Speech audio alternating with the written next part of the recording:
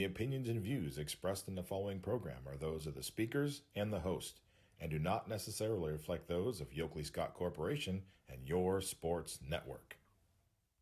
Yeah, I've been closer to Jesus before, so can you help me out? Oh, can you help me out?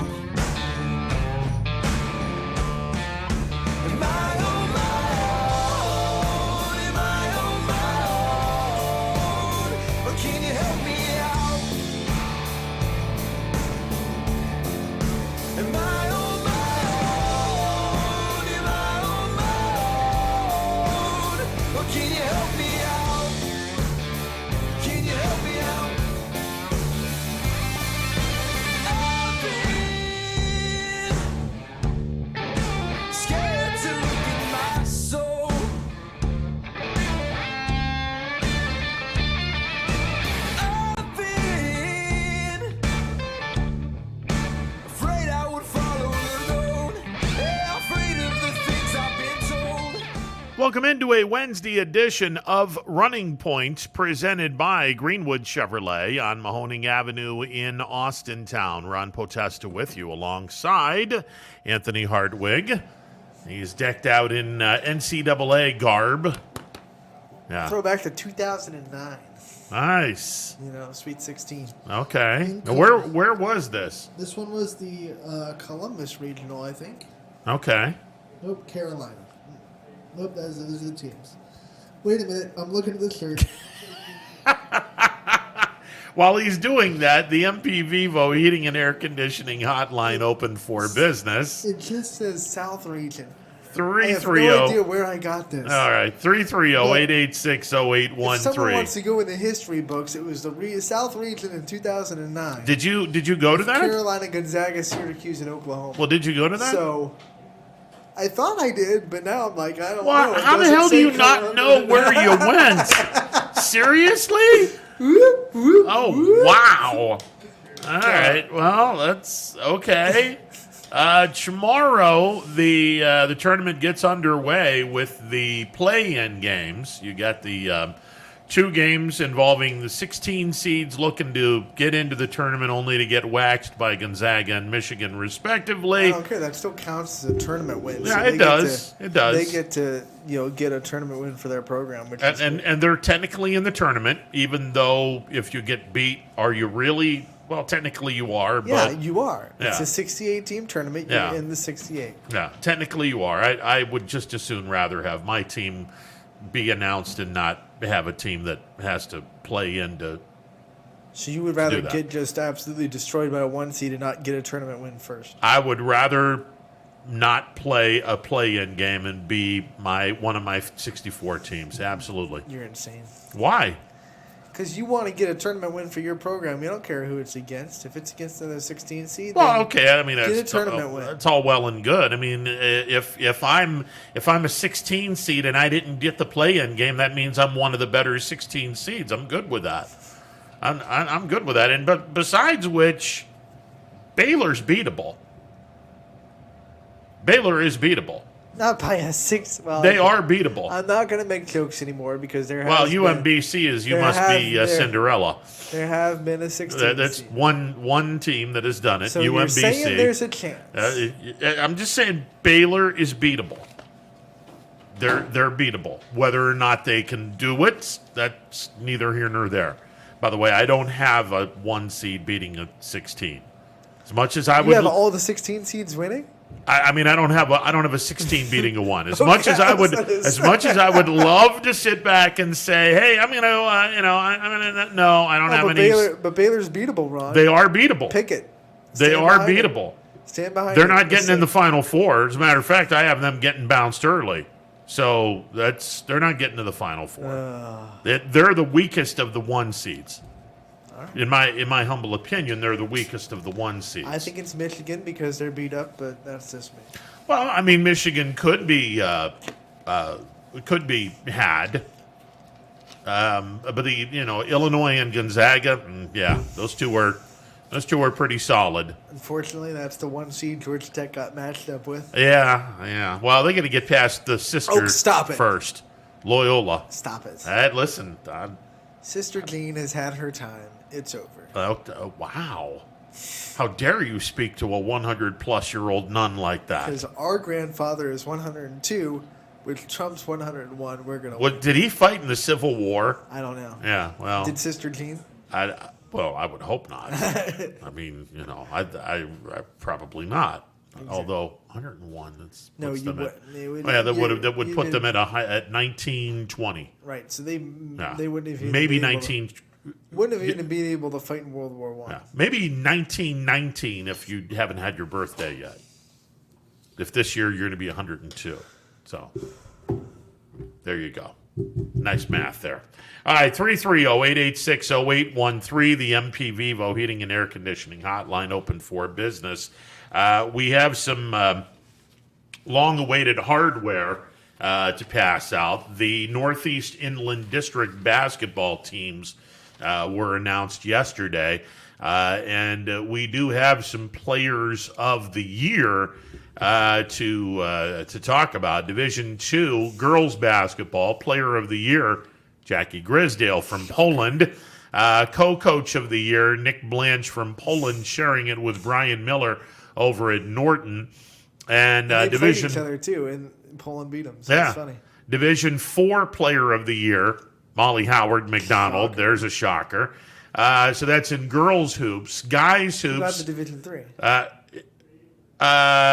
We don't have a player of the year in D3.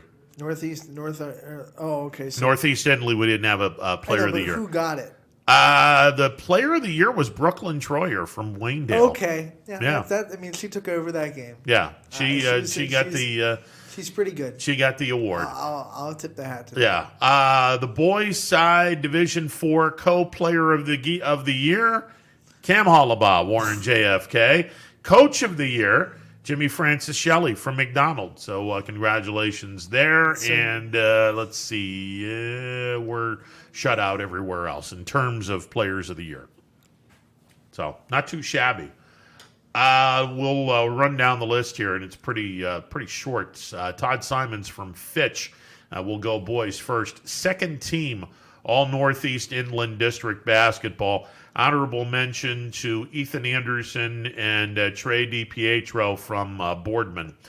So those are your kids that made the honor in Division I. Division II, first team, Trey Metzger from Struthers, Sherrod Taylor of Cheney. Second team, Jackson Hendershot from West Branch, Aiden Slocum from Struthers, Drew Weir from Salem. Crudload of honorable mention kids. Let's see. Terrence Pankey from Ursuline, Andrew Senefani from Poland, Jonathan Clay from East, Drew DeShields from West Branch, Brandon Washington from Struthers, Doug Foster from Niles, Hunter Griffith from Salem, John Knoll from Salem, Clive Wilson and Quincy Jones from Cheney, Trey Dye from Canfield, Brandon Kilpatrick from Lakeview, Brady Shannon from Ursuline, Ruben Talley from East, and Ramir Bledsoe from East. So there you go. All right. Division III first team, Joey Klein from Newton Falls, Michael Pellini from Cardinal Mooney. Second team, Adam Wary from Springfield, Drake Golden from Crestview. Your honorable mentions, Josh Honeycutt from Newton Falls, Landon Kaiser from LeBray, Connor Meyer from LeBray, Mick Hergenrother from Mooney, Kirkland Miller from Crestview, Nick Millian from Columbiana, R.J. Smith from Springfield, Bo Brungard from Springfield, Austin Wilforth from Champion, Keaton Baker from United, Nate Miller from United. So those are the D3 honorable mentions. When you're hearing that and you're saying, wow, there aren't a lot of Springfield kids that got on first or second team, remember, Springfield was so balanced that no one had eye-popping numbers per se. So on the court, you could say, well, R.J. Smith is a lot better than a lot of those players. But because Springfield had such a balanced offense, it took away from numbers, and this is just based on numbers. I mean, really. Pretty much. So That's why you're not hearing a lot of Springfield kids on the first team or the second team. Yeah, pretty much. First team, Division 4, Cam Hollabaugh from JFK, Jake Portalease from McDonald, Nick Church from Bristol. Second team, Sekou Stanley from Valley Christian, Jonathan Berdovich from Heartland, Blaine Brownfield from Lisbon, Brock Smalley from Southern.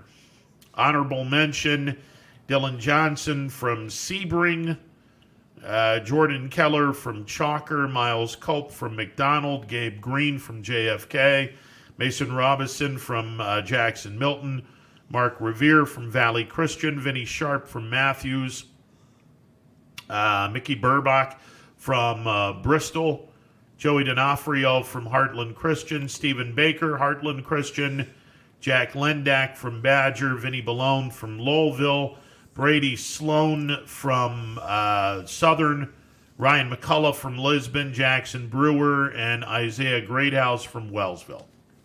So those are your kids. Let's see, Division 1 for the girls. Kamara Bender from Harding on the second team. Faith Birch and Diamond Phillips from Harding on honorable mention. Alyssa Dill from Canfield, Reagan Berkey from Boardman on honorable mention. It's a little surprising that Reagan Berkey got honorable mention and not one of the two teams. So that's a little interesting. Let's see. First team, Division 2, Jackie Grisdale and Kylie Jameson from Salem. Jackie Grisdale from Poland. Second team, Jillian Pigeon from West Branch. Katie Huff from Cardinal Mooney. Honorable mention, Sydney Mercer from West Branch. Chloe Nider from Struthers.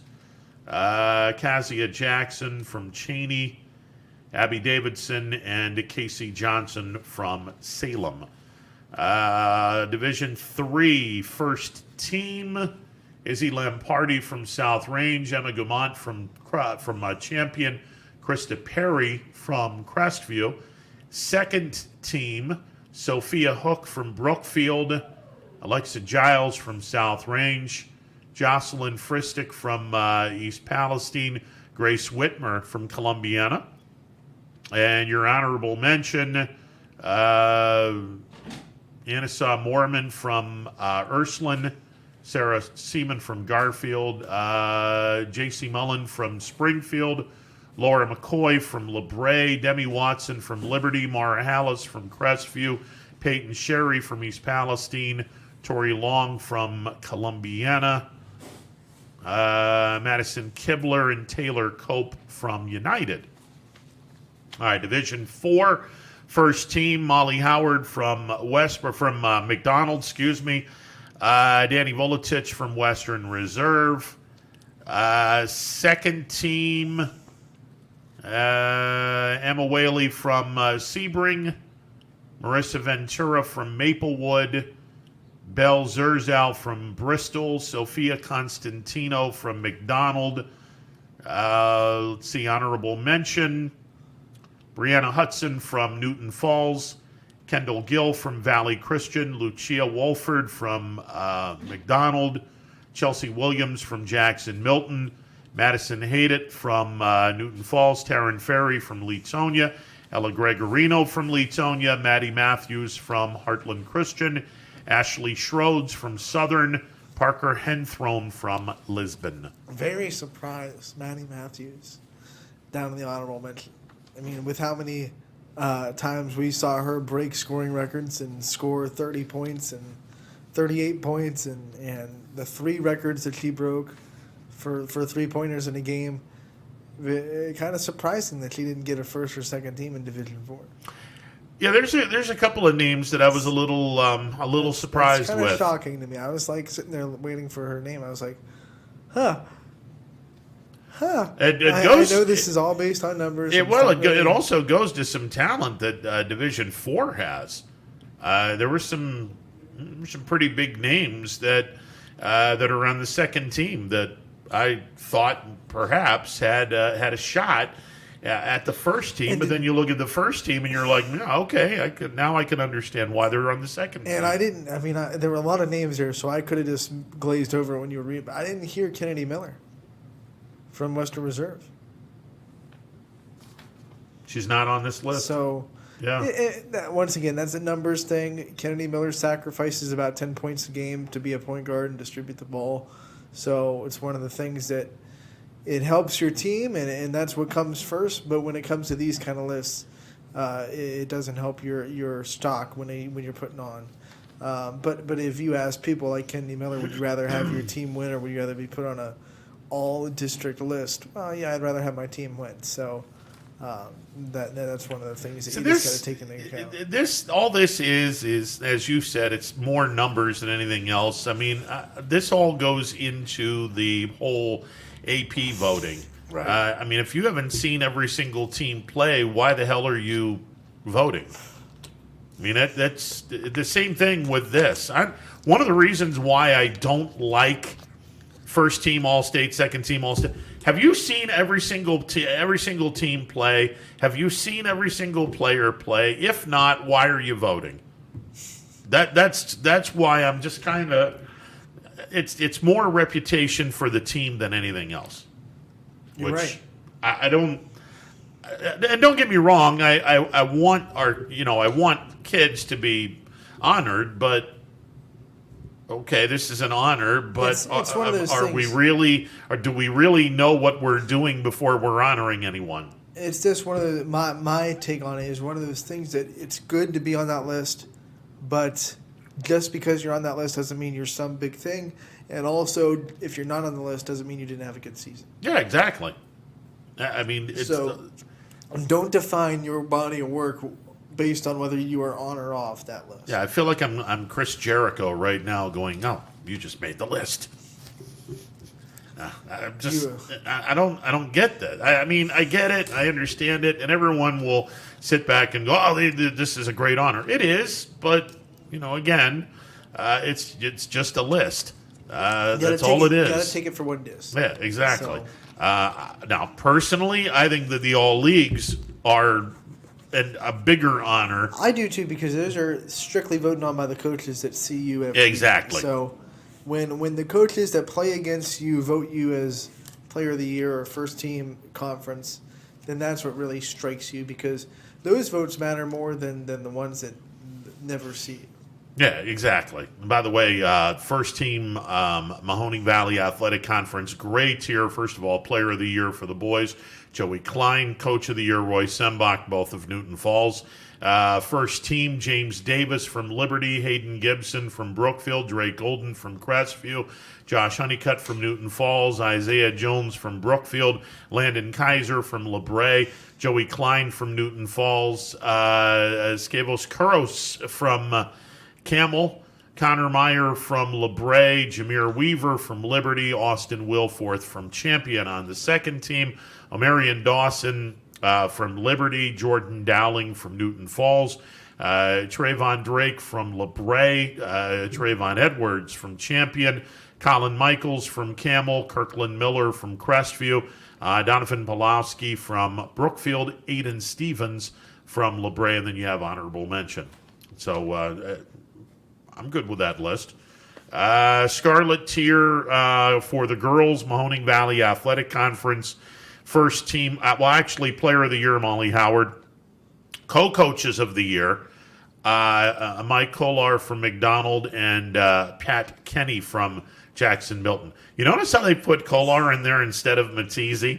That's pretty cool that they did that. He was the head coach for a big chunk of the season, so. Yeah, so I thought that was a pretty nice tip of the cap to the league to give an assistant coach the coach of the year, because Tony Matisse was out for most of that league schedule. So I thought that was pretty cool. Here's your first team: Sophia Constantino and Molly Howard from McDonald, along with Taylor Tutchek and Lucia Wolford.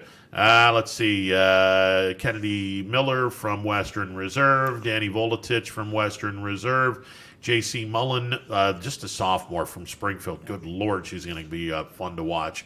Brooke Waldeck from Waterloo, and Chelsea Williams from Jackson Milton. Second team includes 2 freshmen, Ava Darney from Jackson Milton, Kyra English from Waterloo, Maddie Howard from McDonald, Kylie Kosick from Springfield, Brooke Lewis from McDonald, Olivia Pater and Brooke Shantz from Western Reserve, Emma Whaley from Sebring, and Kylie Wilson from Jackson Milton. So there you go. EOAC had their boys team announced. First team, Keaton Baker from United, Jackson Brewer, just a sophomore from Wellsville, Ian Davis from Leetonia, Luke Green from Wellsville, Weston Jones, who's only a sophomore at East Palestine, Ryan McCullough from Lisbon, Nick Million from Columbiana, Mark Revere from Valley, a couple of kids from Southern, Brady Sloan and Brock Smalley, and Sekou Stanley, the senior from Valley Christian. On the second team, Blaine Brownfield from Lisbon, Isaiah Greathouse, another sophomore from Wellsville, Zavian Howard from Valley Christian, Dylan Lennon from Leetonia, Sam May from Southern, Nate Miller from United, Dalton Whitehair from Columbiana, and Dom Wyckoff from East Palestine. So there you go. All right, let's get to the phone lines, 330-886-0813. Rich, you're on the MP Vivo Heating and Air Conditioning Hotline. What's going on, brother? Good afternoon, gentlemen. How are you? Good. Excellent. Well, haven't had a chance to talk to you about local hoops. Okay. I see McDonald girls took a tough one on the chin here last week.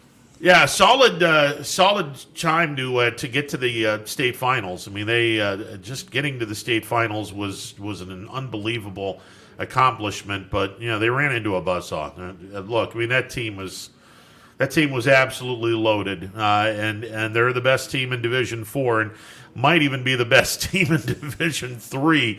I would be curious to see how they would fare. They would have competed in Division 3, 2, and 1. I mean, I'm just saying they beat Glen Oak, who was the Division 1 regional runner-up. They beat them by 26 points. I mean, wow. So they would have competed in Division 1, and they probably could have won Division 2 and 3, and obviously best team in Division 4. They were ranked 49th in the nation. That's a pretty lofty number. So yeah, that's pretty solid, no doubt. What's amazing was listening to these gals talk. They were upset because they lost, and I get it. But I think their biggest disappointment was a lot of these gals that are on that team, the seniors, have been playing together as a team since 3rd grade. Oh, no, yeah, absolutely. And listen, and I've said this for years. Everyone, you want to win the state championship when you get down there. Getting to the Final Four in any sport is an unbelievable accomplishment. And the fact that McDonald was able to not only get to the Final Four, but get to a state championship game, win or lose, you've done something absolutely phenomenal. Sure, and it's a public school, small town, one high school town, That's really an accomplishment. We're a small school, but we play big ball, and that kind of summed it up. No doubt, and tremendous job by the seniors, and hopefully they've along the way they've developed a sustaining program where they're going to be able to have some similar success. Now I don't know if they're going to get to Columbus or Dayton, but you win a few district championships along the way, and maybe catch lightning in a bottle again. Who knows? Yeah, that's going to be a tough group to replace. Like I said, those kids, those gals have been playing together for many, many years, way before high school. You had a team already in place when they all went to high school. That's I don't know how many times in your life as a coach you get to enjoy something like that. That's pretty awesome. Yeah, and that's why getting to the Final Four is so amazing. That's just a tremendous accomplishment for McDonald. So what's up with the boys? I've been lost on high school sports here. What's up with the boys? Are they done, or what's going on there? Yeah, JFK was the last team, and they got beat by Richmond Heights. And My guess is Richmond Heights will play for a state championship game, although we'll see. But, it's the same old. We have a little difficulty getting out of regionals. Although I think we did a little better this year, but you still gotta be able to play a little bit better once you get to regional tournaments. I think the girls are a little ahead of the process than the guys are right now, but the guys are making some progress. I also see. I was watching some sports on the tube last night. That Farrell took it on its chin over in Pennsylvania. There's some good action going on over there. Yeah. That's. I think there's two teams that are left over in Western PA. Kennedy Catholic girls and Hickory boys are left, and I believe they're in the state semifinals this week. All right. Well, thanks for the update. Yep. Okay, guys. Thanks for the vine, and have a great show. All right. See you, Rich. Kennedy Catholic has former Ursuline Irish Paris Gilmore on that team, and she added a lot to their roster. Yeah, that's a really good. It's a really good. That's program. a really good basketball team. There's no two ways about that. Bella DiNardo, keep an eye on her. She's just a junior, and this girl can flat out play. I would love to see her come across the state and get recruited by the Division I program in the Mahoning Valley. I mean, I don't want to do any tampering or anything like that. I'm just saying she would look good in red and white. I mean, Magistro just came to YSU, and she had a pretty good freshman season, so she could be in the ear of the coach and be like, "Hey, you need to keep an eye on my alma mater because there are some other players in there that could really do good at this level." So. And she's one of few freshmen that are sticking around now. Being that you transfer now, portal is very active. And I openly asked this question yesterday. Okay, we knew that the transfer portal was going to be active. We knew that. But NECA Obieiser? She didn't surprise because when you have a freshman year like that, you have a chance to step up. Step out of YSU and step up in your level of play. You just do. It's realistic. She put up in a tremendous freshman season. You have a chance to go in and maybe get into a bigger school. And why wouldn't you take that opportunity? If someone like I don't want to throw out a random name. Just throw out a random, maybe a low rung at Power 5 or a really high up mid major. Yeah. Comes to you and says, "Come play for us. We play for tournament. We have a legitimate chance of." Not just, we got into the tournament, but we can win tournament games. You take it. Yeah. Call me old school, but when you sign your name on the dotted line that you honor your commitments. It's just not the way college sports is anymore. And I understand that. And that's reality. And I get it. We have this whole discussion about loyalty in sports, and it really starts way up top. These GMs and honestly, there are some college coaches. Loyalty, I mean, if you don't produce, you're not playing anymore. Yeah, okay, now here's the difference. And then these GMs, they'll cut you in a heartbeat. But we want our professional athletes to be loyal. No, loyalty's a two-way street. I get that. Loyalty's a two-way street. And look, the National Football League has zero loyalty. There's no loyalty in professional sports up top. Mainly because the National Football League does not have guaranteed contracts. Right. So you can very easily sit back and tell someone, hasta la vista, kid, you're out of here and I don't have to pay you a dime. Just to make it like my team, Kansas City, Eric Fisher and Mitchell Schwartz both get hurt, don't play in the Super Bowl. Everyone saw how bad the offensive line looked without them. Yep. But didn't stop Kansas City from being like... Well, they also signed Patrick Mahomes to a large-ass contract, and there's a salary cap in the National Football League. Yeah, and did you see what Mahomes did? He saved him about $17 million by restructuring what they had to pay him. I get it. And they still went... Yeah. The running back that scored 6 touchdowns in the playoffs they won the Super Bowl with. There's just... Loyalty doesn't exist for GMs. So we shouldn't expect it to exist in the players in the National Football League. If you have a salary cap, you can't have loyalty. So then when kids see that, and they get the image of there's no loyalty with the Yeah, but athletes that I you're want. putting loyalty It's into something that doesn't exist. It's trickling down. You can't have in the loyalty culture. in a salary cap. It's trickling down in the Anthony, sports you culture. can't have loyalty and a salary cap. That's the rational thing. But kids that are watching these athletes know nothing about salary cap. They just see, hey, my favorite player just got cut from that team. Well, or my favorite player. When they get into high school and they take an economics course, they'll know something about a salary do you think cap. an economics course in high school covers the salary cap of the NFL? Well, I mean, I would be a sports-minded teacher. I would sit back and go, "Hey, this you're is not the salary teaching, cap. Ron. Here's economics. Here you go." You can go teach study hall with Paul Munson. That's what you can do. But the point is, we're seeing this scope of unloyalty. I want to take unloyalty out of there. We're seeing this scope of free agency run rapid in professional sports. Yeah. And it's trickled down into college because all of a sudden this is okay. This is how we're doing things. And Yeah, but here's the difference. It's the reality that we live. Here's the difference between free agency. When someone's a free agent, their contract is up. They've taken care of their contract. Their contract is up. Now they can go sign with someone else. In college. You do. When you sign on the dotted line to go on scholarship, that's your contract. So honor it. But the coaches don't have to honor your scholarship either. That's why Mary Dunn left, because YSU couldn't give her a scholarship. And I said get that. They said we'd rather give a scholarship to an incoming freshman. I get that. So I'm going to leave.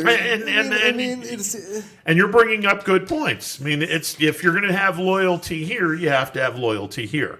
And if there isn't loyalty here, then there's not going to be loyalty here. If you get hurt, that scholarship's gone. I get that. Even if you can come back next season, we lost you for the season. Go transfer into it depends. It depends on how good you are, and it also depends on how hurt you are. To Kevin Ware, back at Louisville, he was a stud. He got hurt in the tournament. He broke his leg, really bad injury. Yep. And the next year he came back ready to play, and Rick Pitino said, "We don't have a scholarship for you." Again, it's loyalty. It's a two-way street. I get it. I get it. In a perfect world, if you're signing on the dotted line to go to college, you're there for 4 years. In a perfect world, we don't live in a perfect world. The only name that really surprised me when I saw the transfer portal was Matty Shires. I didn't see that one really coming. Yeah, I mean, Nneka Obiaizer, I was like, oh man, that's kind of. But then you think about it, you go, okay, she had a really good freshman season. She's got the opportunity to step up. Matty Shires, that was the one where I was like, that's strange. Yeah, Taylor Pettit didn't play a lot. No, so she's going to try to go find somewhere where she has playing time. And she'll probably go to a D2 school. The seniors that were done probably weren't getting scholarships to come back, so you kind of figured they were going to leave. So Matty Shires is the one player that I was like, oh, okay. Yeah, and the other side of it is, which we haven't seen yet. Of course, YSU men, we have seen it because they did pick up a 3-point shot ace from junior college, which will be a very nice get for the Penguins. But hopefully the YSU women will be able to get a couple of players to come to YSU now that there's 5 kids that are out of the program now. So we'll see what happens.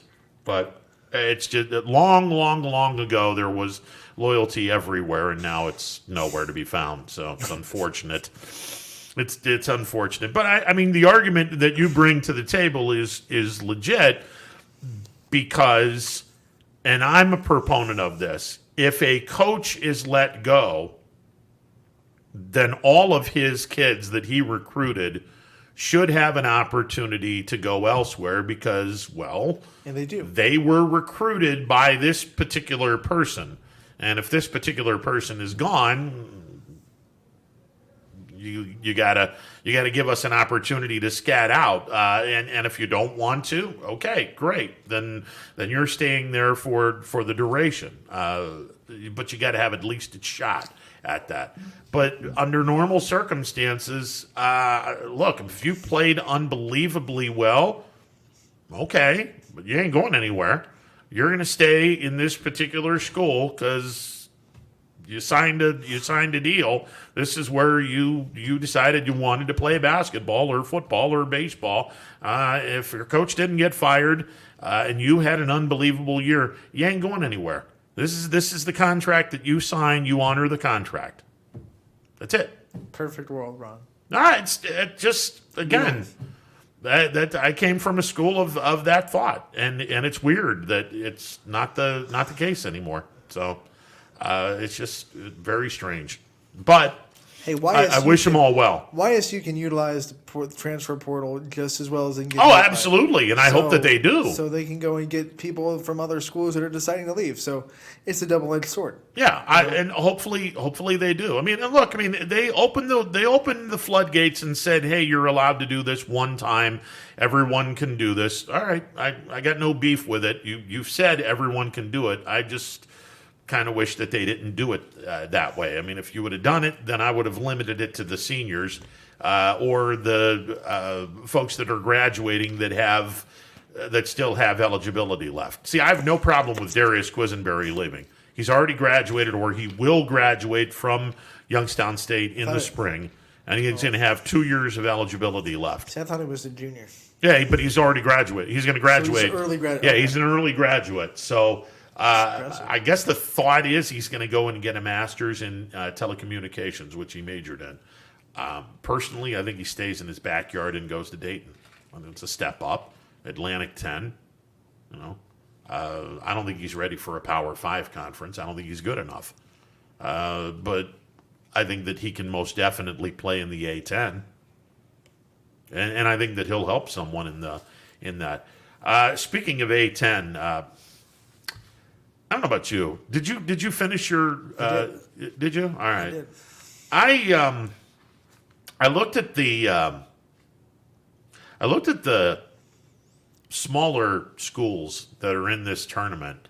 There could be a lot of upsets in the first round of the NCAA basketball tournament. I don't know. I will preface all of this by saying I was on the bandwagon of Cleveland State is going to knock off Houston. I couldn't put pen to paper. I'm sorry. I read up on Houston, and I'm like, Here's I can't do it. What bothers me about that is Cleveland. I mean, the Horizon League didn't really let teams have much of a non-conference schedule. So you pretty much played the Horizon League. And that just, I don't know if they're going to be prepared to go up that high of a ladder. Well, Cleveland State did play a non-conference schedule. They played a little bit of a one, but not one that you would normally play in a normal season. Yeah, they played Ohio University and got absolutely crapped on by OU. That was the game in which OU just went absolutely bananas and scored just a crazy amount of points on CSU. They played Toledo, lost to them 70-61. They got destroyed by Ohio 101-46. However, they also played Ohio State down in Columbus and were within 6 of the Buckeyes, who were at the time ranked in the top 10. So not bad. I mean, when they're bad, they can be atrocious, but when they're on, they can play some pretty good basketball. But I looked at what Houston brings to the table, and they and Cleveland State are an awful lot alike. They're not very big, so they don't have much of a post presence, but they both lay down, or at least Houston lays down some serious defense. So this will be an interesting matchup. I think Houston's one of the best defensive teams in the country. Yeah, and that's why that's gonna be tough it's gonna be a brick wall. That's why I just couldn't. I just couldn't pull the trigger and say, all right, yeah, Cleveland State's going to upset Houston. Even though when CSU went to the Sweet 16, and I think it was 85 that they did this, one of the teams that they upset was Indiana. And I find it interesting that they're playing this particular game at Assembly Hall on the campus of the University of Indiana. I will say I think Houston is, if I had to pick a 2 seed that had the biggest chance to lose or was the most vulnerable, I would say Houston. I think Cleveland State's lucky they're not matched up with Iowa or Alabama or Ohio State. So I think if you had to pick a 2 seed, you got picked with the weakest one or the most vulnerable one. So Cleveland State has that going for them at least. Okay. I'm not going to give away what we got. I don't think Houston's going to blow anybody out because they're defensive. They like to slow the game down. They're not going to score a bunch of points. So that's going to keep teams kind of in the game. And if Cleveland State can find some way to get some offense, who knows? All right. I wouldn't pick it, but without giving up any secrets anywhere. Yeah, we're doing that tomorrow. Yeah. Who's on upset alert in terms of the top 4 seeds without giving away any secrets? Because I have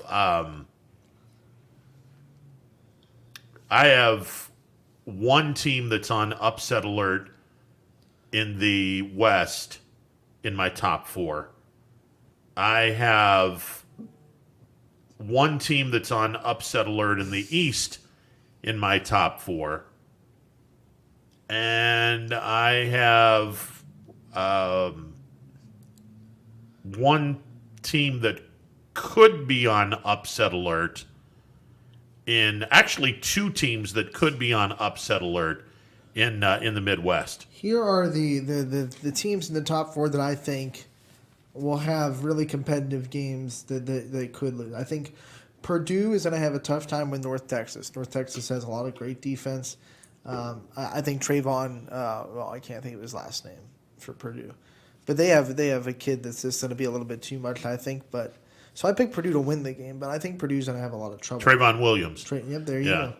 I think that Oklahoma State is going to have a lot of trouble with Liberty. Agreed. 4 versus 13. Yeah, agreed. And I honestly think West Virginia is going to have some troubles.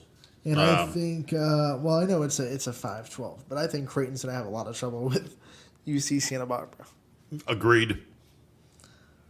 UC Santa Barbara is playing some pretty impressive ball going into the tournament. And that's another part of when I fill out a bracket, that's another part of trying to figure out, okay, who is on a serious roll going into this tournament, and then start looking into their strengths against the opponent's weaknesses. Okay, you're not a Power 5 team, but what can you do to make life miserable for this opponent? Everyone's loving Florida State. I'm not. I think they're on upset alert. They could have a tough game with UNC Greensboro. And I think Arkansas is going to have a tough time because Colgate is like one of the top scoring teams in the country. They run a Princeton offense, running gun. They can shoot really well. Yeah. And that's going to be a back-and-forth high-tempo game because Arkansas likes to play the same way. Are you saying that Colgate has an opportunity to brush Arkansas away? They do. Colgate, brush.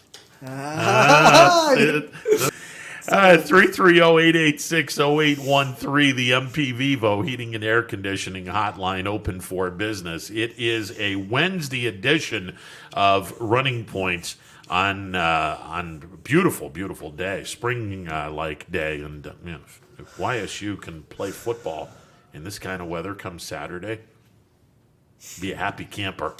I'll be a real happy camper. Literally camping. You'll be on the sidelines with a tent and a little campfire out there, roasted marshmallows. There you go. And, Ron, how you doing out there? Hold on. I got some s'mores. I'll tell you another person that'll be a happy camper, and that's Dan Bertolini, because the Penguins are going to have their home opener with a doubleheader against St. Bonaventure on Saturday and a single game on Sunday. You talked to him yesterday. What were your takeaways from that talk and how they're going to bounce back from the Wright State series? Look, Wright State they're a beast.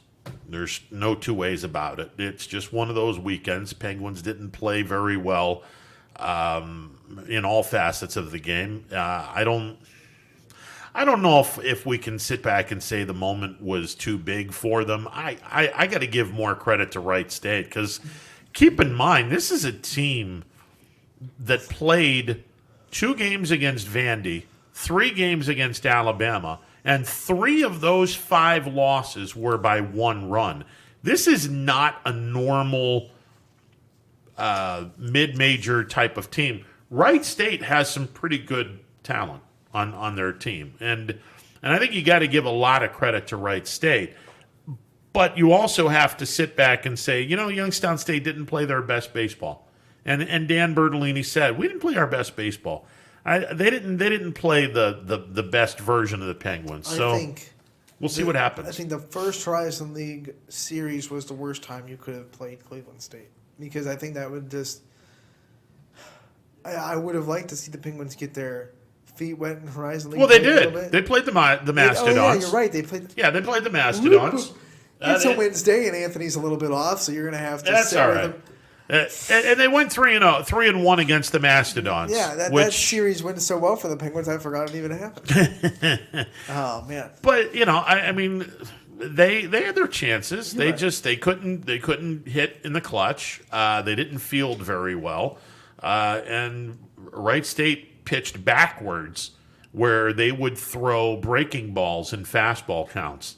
They would throw fastballs in breaking ball counts. They were pitching backwards. And if you can do that, you can throw a team off pretty quickly. I think that this week is going to tell an awful lot about where this baseball team is. St. Bonaventure has not played a game all year long. So the Penguins are already 16 games into their season. This will be a very interesting 3-game series. And I think if the Penguins can sweep Bonaventure or take 2 out of 3 from them, I think they're going to be more than ready to get a little retribution to Wright State next weekend. See what happens. Yeah, and that's what you need. That's why I said this St. Bonaventure series is in a perfect spot, because imagine if they had to go and play Wright State again the very next weekend. Now you have a little bit of a buffer. You can really build some more confidence this weekend. You can sharpen some tools up, and hopefully they can have a big enough lead where they can try some things and really try to put some people into the line, see if they can get hot. Get your bats hot, and then go into that Wright State series a little bit fresh. The best part of this is the fact that both games of the doubleheader are going to be 9 innings. There's not going to be any 7-inning BS running around. Both of these games are going to be 9 innings, thank you very much. That must be a Horizon League rule. Well, I think that both coaches in this particular instance agreed, and I think you've seen Bonaventure, this is a no-brainer. Right. You haven't played a game all year long. COVID has really hit this program to where they couldn't start the season on time. Now they're finally ready to start the season. If I'm the head coach or the manager of the team, I'm going to be like, yeah, we're not doing 7-inning games. Let's play 9 innings and let's get this thing taken care of here. We got to get some experience, and that's exactly what Bonaventure is going to get this weekend. So I think it's a great move for Youngstown State. I think it's a great move for St. Bonaventure. Play 2 9-inning games on Saturday, and let's get back to playing some winning baseball for the Penguins. And for St. Bonaventure, let's play baseball. They haven't played baseball all year long. We got golf coming up at the top of the hour. We have Brian Tolnar, and we will talk about the unofficial 5th major that Xander Schauffele, he was cut over the weekend. That was, that surprised an awful lot of people. There were a lot of folks on the Xander Schauffele bandwagon, and he didn't even make it through the weekend. I'll tell you one person that did make it to the weekend and got another top 10 finish is Jason Kokrak. He is having himself one hell of a good golf season. He is, and you gotta keep making those top 10 finishes. Eventually, you're gonna crack that code and you're gonna get a win. So yeah, and he's in the top 10 now in the FedEx Cup, which is absolutely enormous. So we will talk with Brian Tolnar about that. More importantly, it looks like... I just love watching people go to that 17th hole and then just crapping themselves and putting the ball in the water. Well, yeah. It's like it's like the people that watch NASCAR just for the crashes. Yeah. You watch the TPC just to watch the 17th hole mess with people. Because like Brian said, it's not that hard of a hole. It's just a mental, like, oh my gosh, it's a green, and I see nothing but water, so I better make this drive perfect, and then you make your drive terrible and you hit it in the water. You're sadistic. I think we're just figuring this out. You've got a little you got a little evil in you, son. We all go a little mad sometimes, Ron. Hey, you put it in the water. Put a smile on my face. You put it in the water. I'm like that guy in Happy Gilmore. You're not gonna make this putt. You're gonna miss. Miss out. You jackass. You're gonna put this ball in the woods, jackass. Oh, Lordy. 330-886-0813. Can you believe, how old is that movie now? 25 years? Yeah, somewhere there. That's nuts. That's that Mr. Mista lady? I think I just killed her. We're going to take a timeout. Back in a bit. It is a Wednesday edition of Running Point, presented by Greenwood Chevrolet on Mahoning Avenue in Austin Town. New things happen all day. Some are good, some not so good. In today's complicated world, while you're busy working, playing, and living life, we're busy helping you make sense of the day's news. And there's only one place where it comes together with clarity, context, and accountability. It's 21 News at 6 with me, Madison Tromler, and Derek Steyer. 21 News at 6. It's what the day's news really means to you. Welcome home to a home made homier with Baird Brothers Fine Hardwoods. Inspiration starts at BairdBrothers.com and is turned into reality when high-quality hardwoods are delivered right to your home. Baird Brothers has the latest design trends, shiplap and skinny lap interior siding, antique oak rustic flooring, and, well, you'll find them all at BairdBrothers.com. Ordered easily, delivered conveniently, enjoyed comfortably. BairdBrothers.com. WRS Wealth Advisors, the area's premier wealth and retirement specialists. Located on South Avenue in Boardman.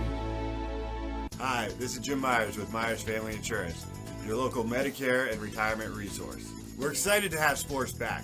Whether you're on the field or cheering from the stands, sports unifies communities and brings hope for the future. We're all one team working together. At Myers Family Insurance, we know the importance of a great team. Our team continues to grow to help you with your Medicare and retirement needs. The annual election period is October 15th through December 7th. Now's the time to make sure your plan continues to meet your needs for the upcoming year. Call today. Hi, I'm Colin Chupa. And I'm Kelsey Clem from K-Squared Marketing. Our boutique marketing firm specializes in media planning and buying, public relations, event marketing strategies, and strategic sponsorships. We can integrate our services with your existing game plan, or we can be your entire marketing team. Your goals, our game plan. Let's win together. Call K-Squared Marketing at 330-623-2730 or visit ksquared.marketing to learn more. Baird Brothers remains your source for fine hardwood products. For the time being, we're open for customer pickup only on weekdays, 9 a.m. to 4 p.m. and Saturday from 9 a.m. till noon. Place your order online at BairdBrothers.com. Baird Brothers, for the place you love. Quality, customer service, and integrity. Those are the 4 words that have driven our success since 1957 at Joe Dickey Electric. Joe Dickey Electric is one Mahoning Valley landmark business that stays current with the requirements of our customers. Family owned and managed, we are an electrical contractor and energy solutions provider. Every member of our team adds to his or her skill set through ongoing training. Residential, commercial, industrial, automotive, and more. We keep ahead of the needs of our customers with a fleet of more than 50 vehicles and 24/7 emergency service, so you're never left in the dark. The 4M Company, being an architect and construction manager for over 40 years, has had the opportunity to use many different electrical businesses for our projects. The depth, quality, and knowledge and attention to detail displayed by Dickey Electric makes them stand out above all the rest. For state-of-the-art expertise and a timeless commitment to our customers, contact Joe Dickey Electric. We are everything electrical. The 2021 Auto Show must go on. Exclusively at Greenwood Chevrolet. Save more during the Extra Mile Auto Show with employee pricing for everyone on some of our most popular models.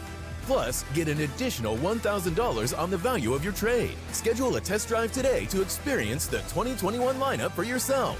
Visit GreenwoodAutoShow.com to see how Greenwood Chevrolet can go the extra mile for you.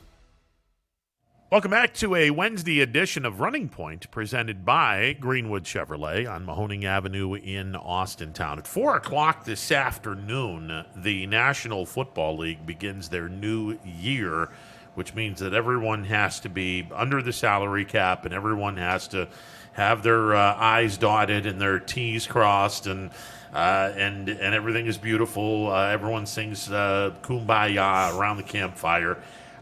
There's some guys that are still out there, free agency-wise. Juju Smith-Schuster from the Steelers is one of a handful of wide receivers that's still out there. How surprised are you that he's still out there? Well, I think a lot of teams that need receivers right now need a number one, and he's not. So he's going to have to go to a team that needs the slot receiver type, the number two guy. When I think of a team that Juju would really fit well in, I'm thinking like, man, he'd look really good in New Orleans to compensate with Michael Thomas and the receiver core they already have there, and to put Juju in the slot. I think that would make Taysom Hill, who they've signed for an extension, I believe, after Drew Brees have finally announced his retirement. That would make life a lot easier for that quarterback staff. I just don't. Had Juju added to that receiving. Yeah, I just don't know if they have the money to do that. And I think Las Vegas is another place where he might land. Well, they just signed John Brown, formerly of the Bills. They signed him this morning. I didn't see that. Yeah. So there goes that idea. Yeah. And then you have teams that are in salary cap hell. The Steelers had to release Vince Williams, one of their veteran inside linebackers, yesterday. What about maybe Philadelphia for Juju? The Eagles need kind of a receiver. Yeah. Yeah, that would be interesting. Chicago, because they're going after a quarterback right now. Well, they got Andy Dalton that they just signed. There was so much hype about them getting Deshaun Watson, and then all of a sudden you see him get Andy Dalton, and the Bears fans just let out a universal, Well, I thought they were into Russell Wilson too, and apparently I saw all this. It was the greatest thing I've seen all the last 2 weeks on Twitter, because there was so much hype for the Bears fans. Like, we're gonna get Deshaun Watson and Russell Wilson, and then they're Andy like, Dalton. yeah, you get Dalton, and then just go, what? you get the red rifle. You didn't get Deshaun Watson. You didn't get Russell Wilson. You get the red rifle. It's kind of like the person on Let's Make a Deal was hoping for a car behind curtain number 2, and they wound up with the door prize. Yeah, so congratulations on that one. Look, I'll be curious to see how all of these teams that are in salary cap hell are going to be able to get everything all in order, because everybody's got to be at or under the salary cap by 4 o'clock today. With Juju's luck, he'll end up with the Jaguars or something like. Well, listen, I mean, that's not a bad thing if Jacksonville gets Trevor Lawrence. That's true. I mean, they've loaded up. They've picked up some pretty nice pieces. They and the Jets have picked up some nice pieces. Now, I saw something that didn't put me in a very good mood, because there were reports of Deshaun Watson going to Belichick land, and then I was like, No. And then he does it, but then you end up getting Russell Wilson, and you're like, well, exactly. Because I'm seeing this 1-year reign of terror in the AFC East, and they're like, oh, we don't like you in first place anymore. Here's all of our guys coming back. But what's funny is they signed Cam Newton to a deal. Yeah. So I like. Well, they signed him to a backup contract. Right. Type of contract, which is all he could get. And after the year he had, he wasn't getting a starting contract. And I'm wondering if they're actually literally going to make Cam Newton a backup quarterback, and then sit back and say, "Oh, hey, he'd be one Russell Wilson, come on over here." As bad as that season was last year for him, he'd be a pretty good backup. Not a lot of great backups in the league. Oh no, I agree with that. You could argue he'd be one of the better backups in the league. I agree with that wholeheartedly. Not the best, but one of. Yeah. But now, I mean, as a Bills fan, I'm hoping that, hey, keep Cam as your starting quarterback, please. No, not going to happen. But I know better. Belichick he isn't stupid. So we'll see what happens. Belichick doesn't like it when his quarterback has just as many rushing touchdowns as I think he had more rushing touchdowns than he had passing touchdowns. I think he had 12 rushing touchdowns and 8 passing touchdowns. That's just, it's not Bill Belichick's way. No, definitely not. We're going to take a time out and talk some PGA. Brian Tolnar coming up next. Stick around. It's a Wednesday edition of Running Point presented by Greenwood Chevrolet on Mahoning Avenue in Austintown. Baird Brothers remains your source for fine hardwood products. For the time being, we're open for customer pickup only on weekdays, 9 a.m. to 4 p.m. and Saturday from 9 a.m. till noon. Place your order online at BairdBrothers.com. Baird Brothers, for the place you love. Quality, customer service, and integrity. Those are the 4 words that have driven our success since 1957 at Joe Dickey Electric. Joe Dickey Electric is one Mahoning Valley landmark business that stays current with the requirements of our customers. Family owned and managed, we are an electrical contractor and energy solutions provider. Every member of our team adds to his or her skill set through ongoing training. Residential, commercial, industrial, automotive, and more. We keep ahead of the needs of our customers with a fleet of more than 50 vehicles and 24/7 emergency service, so you're never left in the dark. The 4M Company, being an architect and construction manager for over 40 years, has had the opportunity to use many different electrical businesses for our projects. The depth, quality, and knowledge and attention to detail displayed by Dickey Electric makes them stand out above all the rest. For state-of-the-art expertise and a timeless commitment to our customers, contact Joe Dickey Electric. We are everything electrical. The 2021 Auto Show must go on. Exclusively at Greenwood Chevrolet. Save more during the Extra Mile Auto Show with employee pricing for everyone on some of our most popular models. Plus, get an additional $1,000 on the value of your trade. Schedule a test drive today to experience the 2021 lineup for yourself. Visit GreenwoodAutoShow.com to see how Greenwood Chevrolet can go the extra mile for you. The Honda Classic is coming up this weekend in beautiful Palm Beach Gardens, Florida, if I'm not mistaken. And joining us, as he does every Wednesday at this time, is the PGA guru, Brian Tolnar from Mill Creek. Brian, how goes it, my friend? It's going well. We dodge some rain tomorrow. It'll be even better. So, knock on wood. Fairways are starting to get green. So, rain fairways will green cash register. So, that's always a good sign. Yeah, listen, I earlier in the week, I decided because I needed to get out and do some walking, I decided to go on the North Course and walk the first 9 holes of the golf course. Oh my goodness, you guys are really getting after it and getting that golf course ready to go. Yeah, there's no doubt it's go time. Staff came back this week. We've been cleaning up the grounds. It's been perfectly dry enough to get some of the bigger equipment that cleans some places up. Normally that we could get to in the fall. If we couldn't get to them, we definitely would get to them in the spring. But yeah, they got the fairways cut now. They've got the tee boxes, the aprons, the greens are cut and rolled, and trying to do whatever they can to get done for tomorrow. Basically just looking to see how much rain we're going to get. We got lucky and dodged everything on Tuesday. They're saying 1 to 2 inches possibly tomorrow. If that's the case, that'll slow us down a little bit. But yeah, we'll be in great shape, with this week head start. So it's been pretty good. I'm excited. We're just finishing up the construction project in the field house. That should conclude by the end of this week. We got the carpet cleaners in there on Friday, and you never know. If we dodge all the rain, we could be open this weekend. If not, the 29 target date is definitely looking good. And that goes if we get some rain or not. If we get some rain, it'll be the 29th for sure. If not, it could be a little bit earlier, but don't want to drop that in there yet, based on what Mother Nature throws at us. She's the only thing in the mix that can hold us up at this point, but we're definitely a little bit ahead of schedule, which is awesome to be in on St. Patrick's Day in March. It's got to be your favorite time of the year. Golf is almost there at Mill Creek. You're getting ready to open. March Madness is this weekend. Man, what a time for sports fans, right? Oh, and the grass is green over at Mill Creek Park. Yeah, we got a little bit of everything. March Madness started. Got Major League Baseball. It's just everything's fresh again. We got the buds on the tree. Starting to pop through there. Cleaning up the flower beds here, and getting the pro shop ready. Still waiting on some stuff that's been stuck in transition with shipping and containers, and that whole thing down in Texas. Set back a lot of companies and being able to get product out.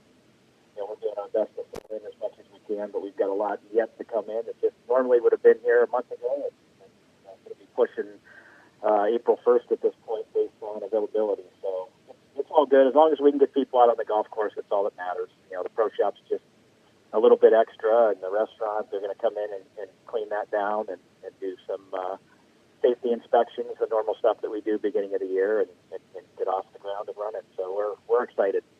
All right, the PGA makes a stop at Palm Beach Gardens, Florida, one of my favorite areas of the eastern part of Florida. The Honda Classic at the PGA National over in Palm Beach Gardens, Florida. Have you golfed on this course? And tell everyone a scouting report on it. You know what? Haven't had a chance to play that one. Played a lot of the courses down there. Just haven't played there. I know Jack Nicklaus was instrumental in some of the redesign of the holes, and obviously the bear trap being the end all of those events. But anytime that you go to Palm Beach Gardens, Florida, the weather is just beautiful. I mean, today they're looking at 85, 86 degrees, and then they're pretty much going to be in the mid to lower 80s up until Sunday, and then it's going to be a balmy 77 with sun. So they certainly haven't made down there in that part of Florida, especially this time of year. But great golf course to go to. Honda Classic has been around for a number of years. It started out in 1972 as the Jackie Gleason Open. Jackie Gleason was big. They had a lot of celebrities back then. If you recall, Bing Crosby at the AT&T, Sammy Davis Jr. up in Hartford. Just Andy Williams had an event, and Jackie Gleason had an event. Pretty much it was a who's who from a celebrity standpoint that played golf and brought the game of golf to the masses when it comes to television, and Jackie Gleason was part of that. You all know what he did in his career, and he's certainly helped the game of golf along the way as well. In 2003, they moved to West Palm Beach. They sort of bounced around, that Florida event. It was the first event traditionally after the West Coast swing was over in California, Arizona, in the desert. So it was their first event. Now it's like they're probably third in the Florida swing as we head into Houston the week before we go into Augusta for the year's first major. Hard to believe we're talking about Augusta in a couple weeks here. But tournament's main beneficiary is the Jack Nicklaus Children's Foundation. It's chaired by Barbara Nicklaus. A lot of players will go there based on what Barbara has done. Jack Nicklaus is the only consecutive winner of the tournament. He won in 1977 and 1978. The original winner's check back in 1972 was $52,000. Compare that to the $1.26 million of the winner's share and the $7 million tournament purse that they played for. It's grown up a lot since 1972. So, golf course is a par 70 this week. It's 7,100 yards. Plays a little bit tougher based on how the golf course is set up. Traditional Jack Nicklaus course, very narrow greens from front to back, so it really favors the guy that hits the ball high. Then if there's no wind, those players will certainly take advantage of that. Sanjay M is the tournament winner from last year. Justin Leonard has the tournament record at 24 under. I don't think you'll see 24 under. You're probably going to be looking at somewhere 7 to 9 under. I wouldn't expect too many double digits, even with good conditions. The last couple holes really, take their toll on some of the players. You head into that stretch with the Bears trap. It comes down to your tee shots have to be extremely accurate. Really favors the guy that drives the ball straight. Doesn't necessarily have to be the longest guy on tour, but you have to have a little bit of firepower off the tee because there's some 450 plus yard par fours. But the key this week is definitely tee shot accuracy. Favors a good iron player. The rough is very tough to chip out of. Traditional to that area of the country. This time of year, some of the rough has a tendency of being dormant spots. So if you just miss a green and the ball tends to roll down a hill or a swale, the ball tends to go down towards the bottom of the grass, making it very tough to get up and down. So players will struggle with some chip shots.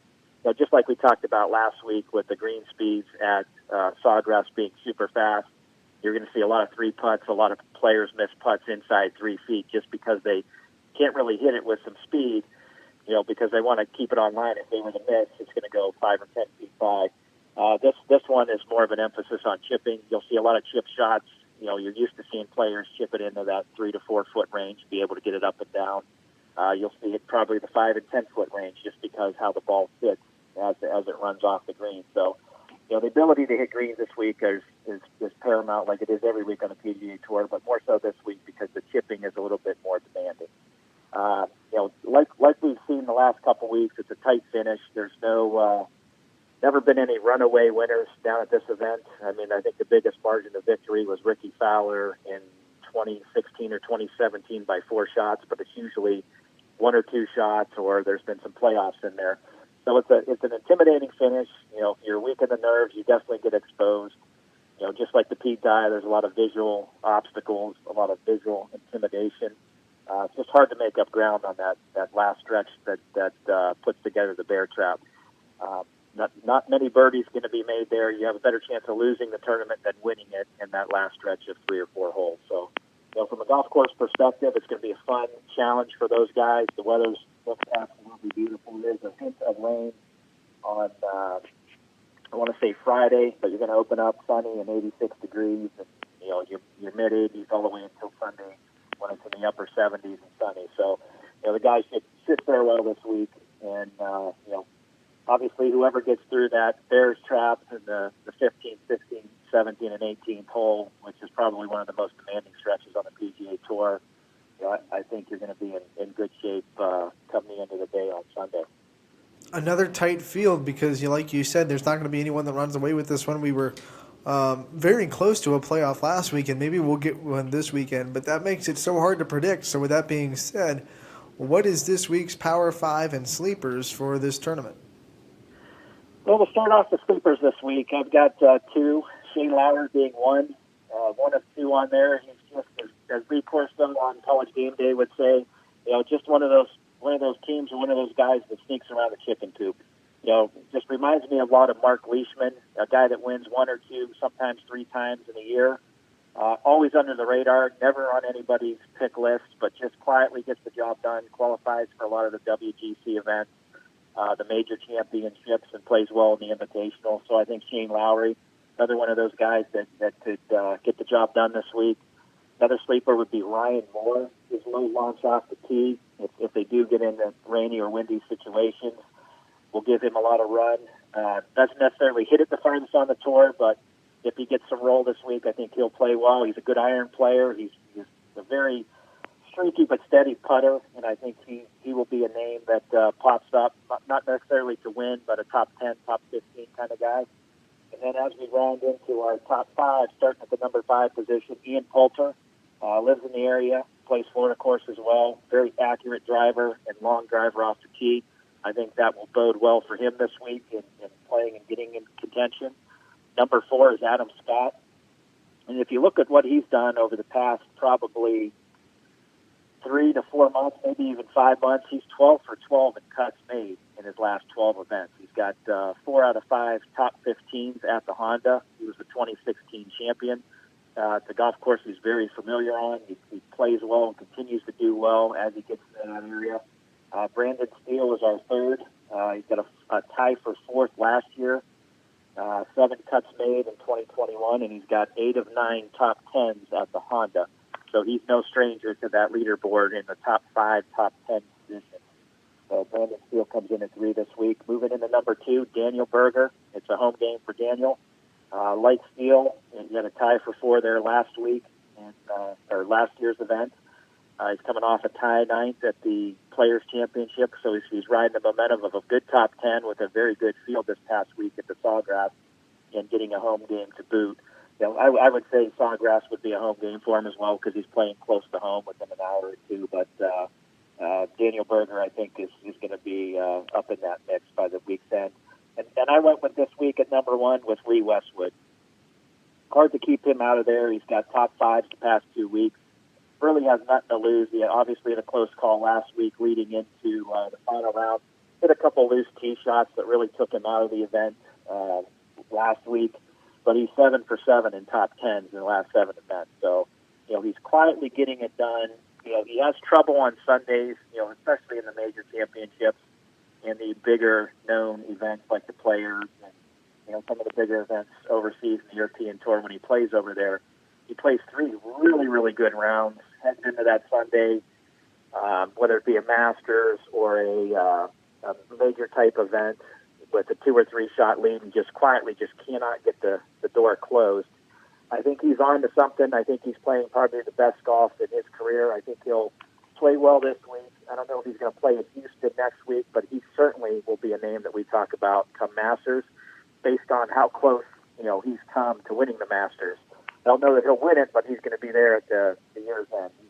Every year that Phil Mickelson plays well at the Masters, Lee Westwood's always been in that top 5 or leading on that Saturday round going into Sunday, and just, for whatever reason, can't make enough birdies to get the job done. So I'm going to ride with Lee Westwood. Hopefully he'll get the job done this week and play well. Like I said, he's been knocking on the door. He's been solid in his last 7 events with those 7 top 10s. He just needs to break through, get that victory, and then gain some momentum, heading into Augusta. But I think he's going to be there for at least the next, 3 or 4 weeks if he plays. I am going a little bit down the odds table this week, and maybe this will be my long shot of the season so far. I'm going with Chris Kirk. He's had 3 of his last 5 finishing in the top 20. He's really good tee to green, and I think he's got a solid chance to the TPC. So I think Chris Kirk might have a surprising weekend, and I'm going to pick him to win this week.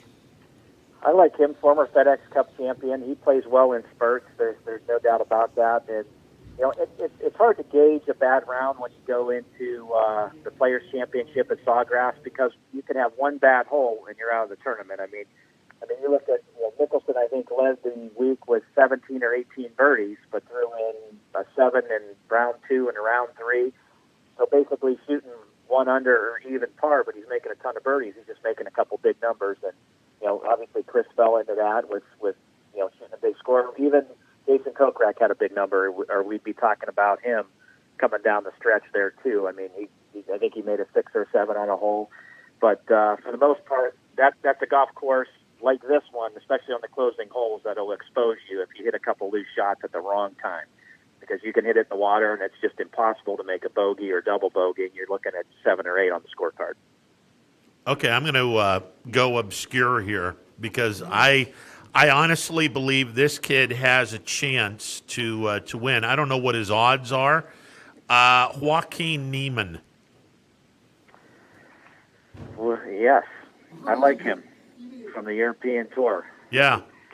Joaquin with the J. Yes. Yes. No, he's played well, and he's got a history of playing well down there.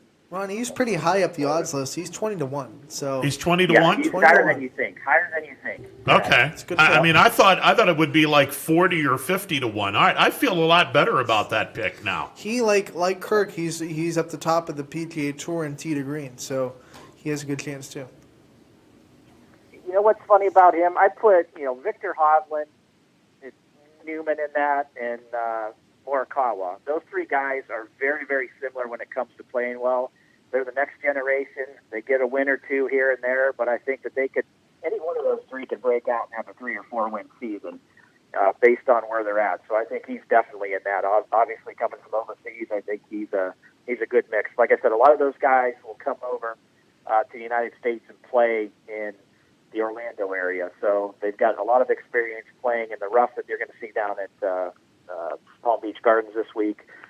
Being able to get it out of some tight lies and some tough spots. Plus, I like the Europeans. The conditions that they play in overseas aren't as luxurious as what the guys play here week in and week out on the PGA Tour, just because they don't have the big budgets over there. They don't have the big payouts and so on and so forth. So they really have to grind on some courses that really aren't conducive at the level of play that you'd see here in the United States.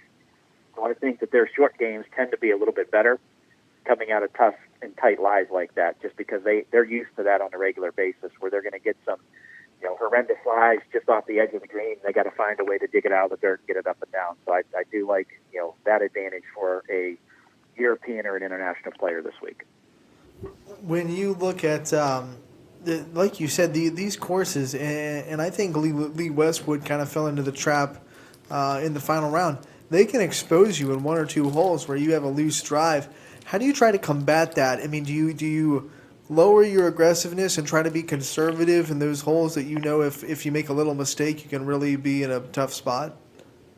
Well, I think any time that you play a Pete Dye course or a course like we're going to see this week, obviously Jack Nicklaus courses have very narrow greens, so you have to be very accurate to be able to hold it. Otherwise, you could fly it into an area and not have a lot of spin, and it can release and not look like a pretty good shot.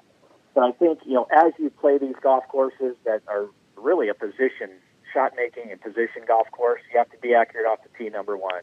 And you have to pick the holes that you can be aggressive on, the ones that have the least amount of risk.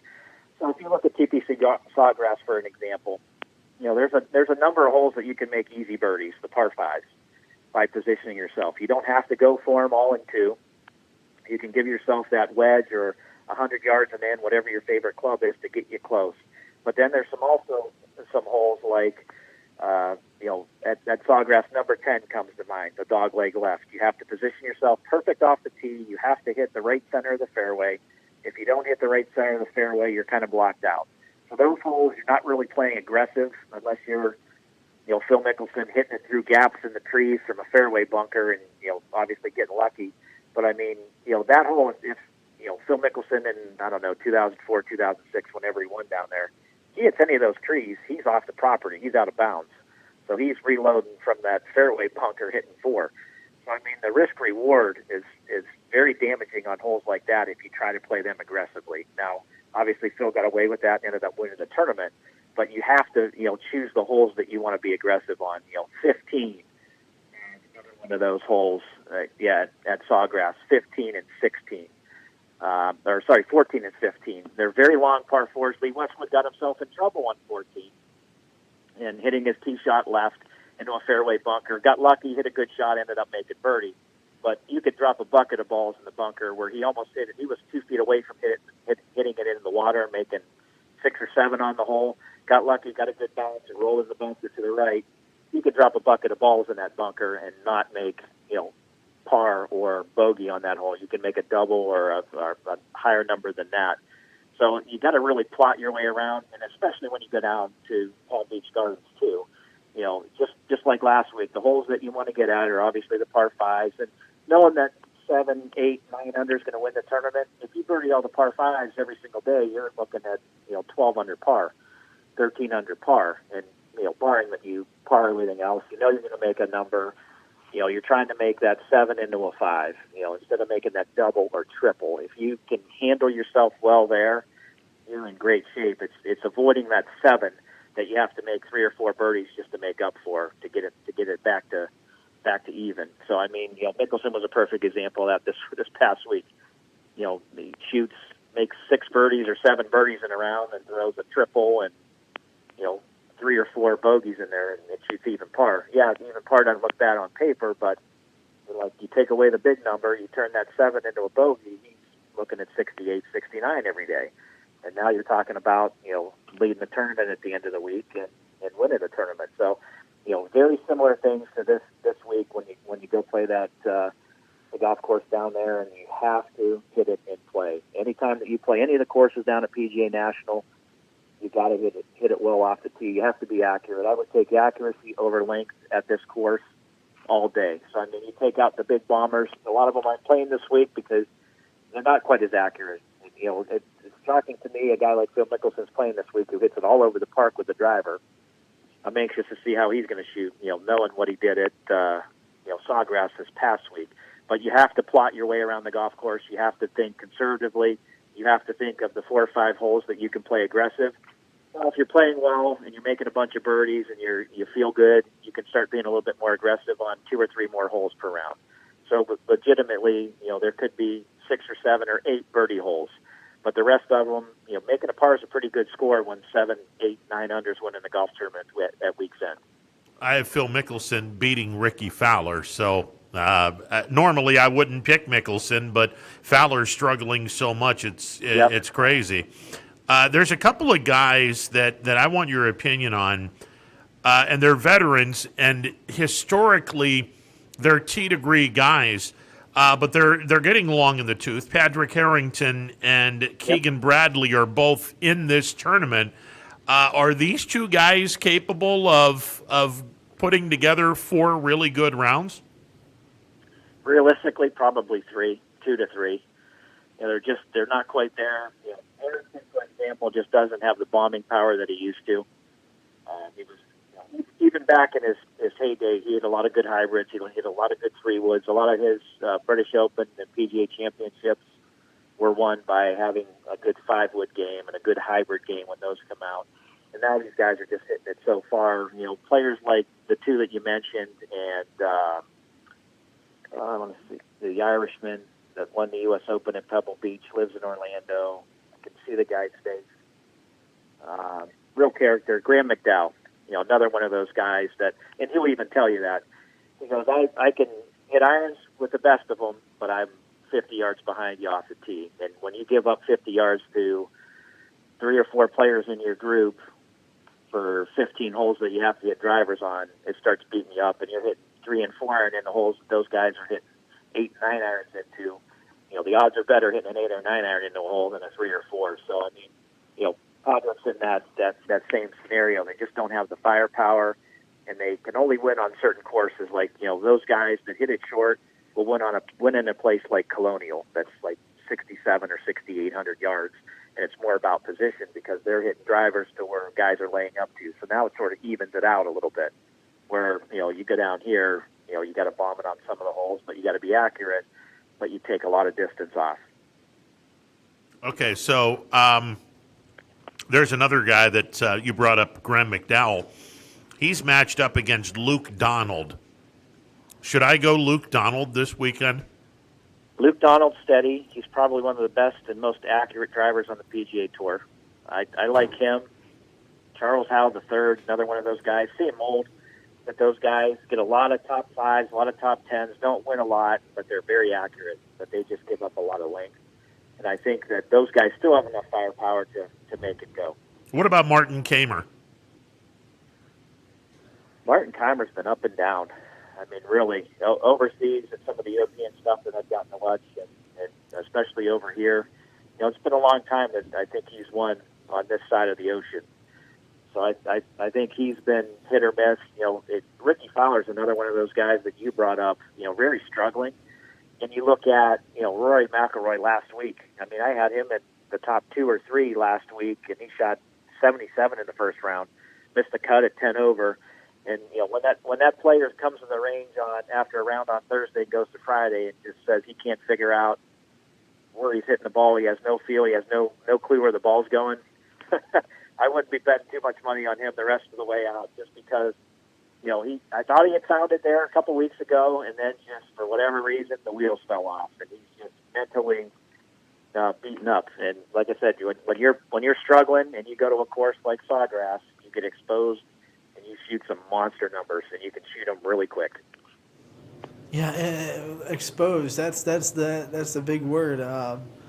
Who are some players that you think can really, I don't want to say come out of nowhere, but like almost sleepers, but maybe if you had to pick, you would pick 2 sleepers. If you had the guy like on your 5th or 6th in your sleeper pool that really would shock people and get into the top 10 this week, are there any players that come to mind that fit that mold?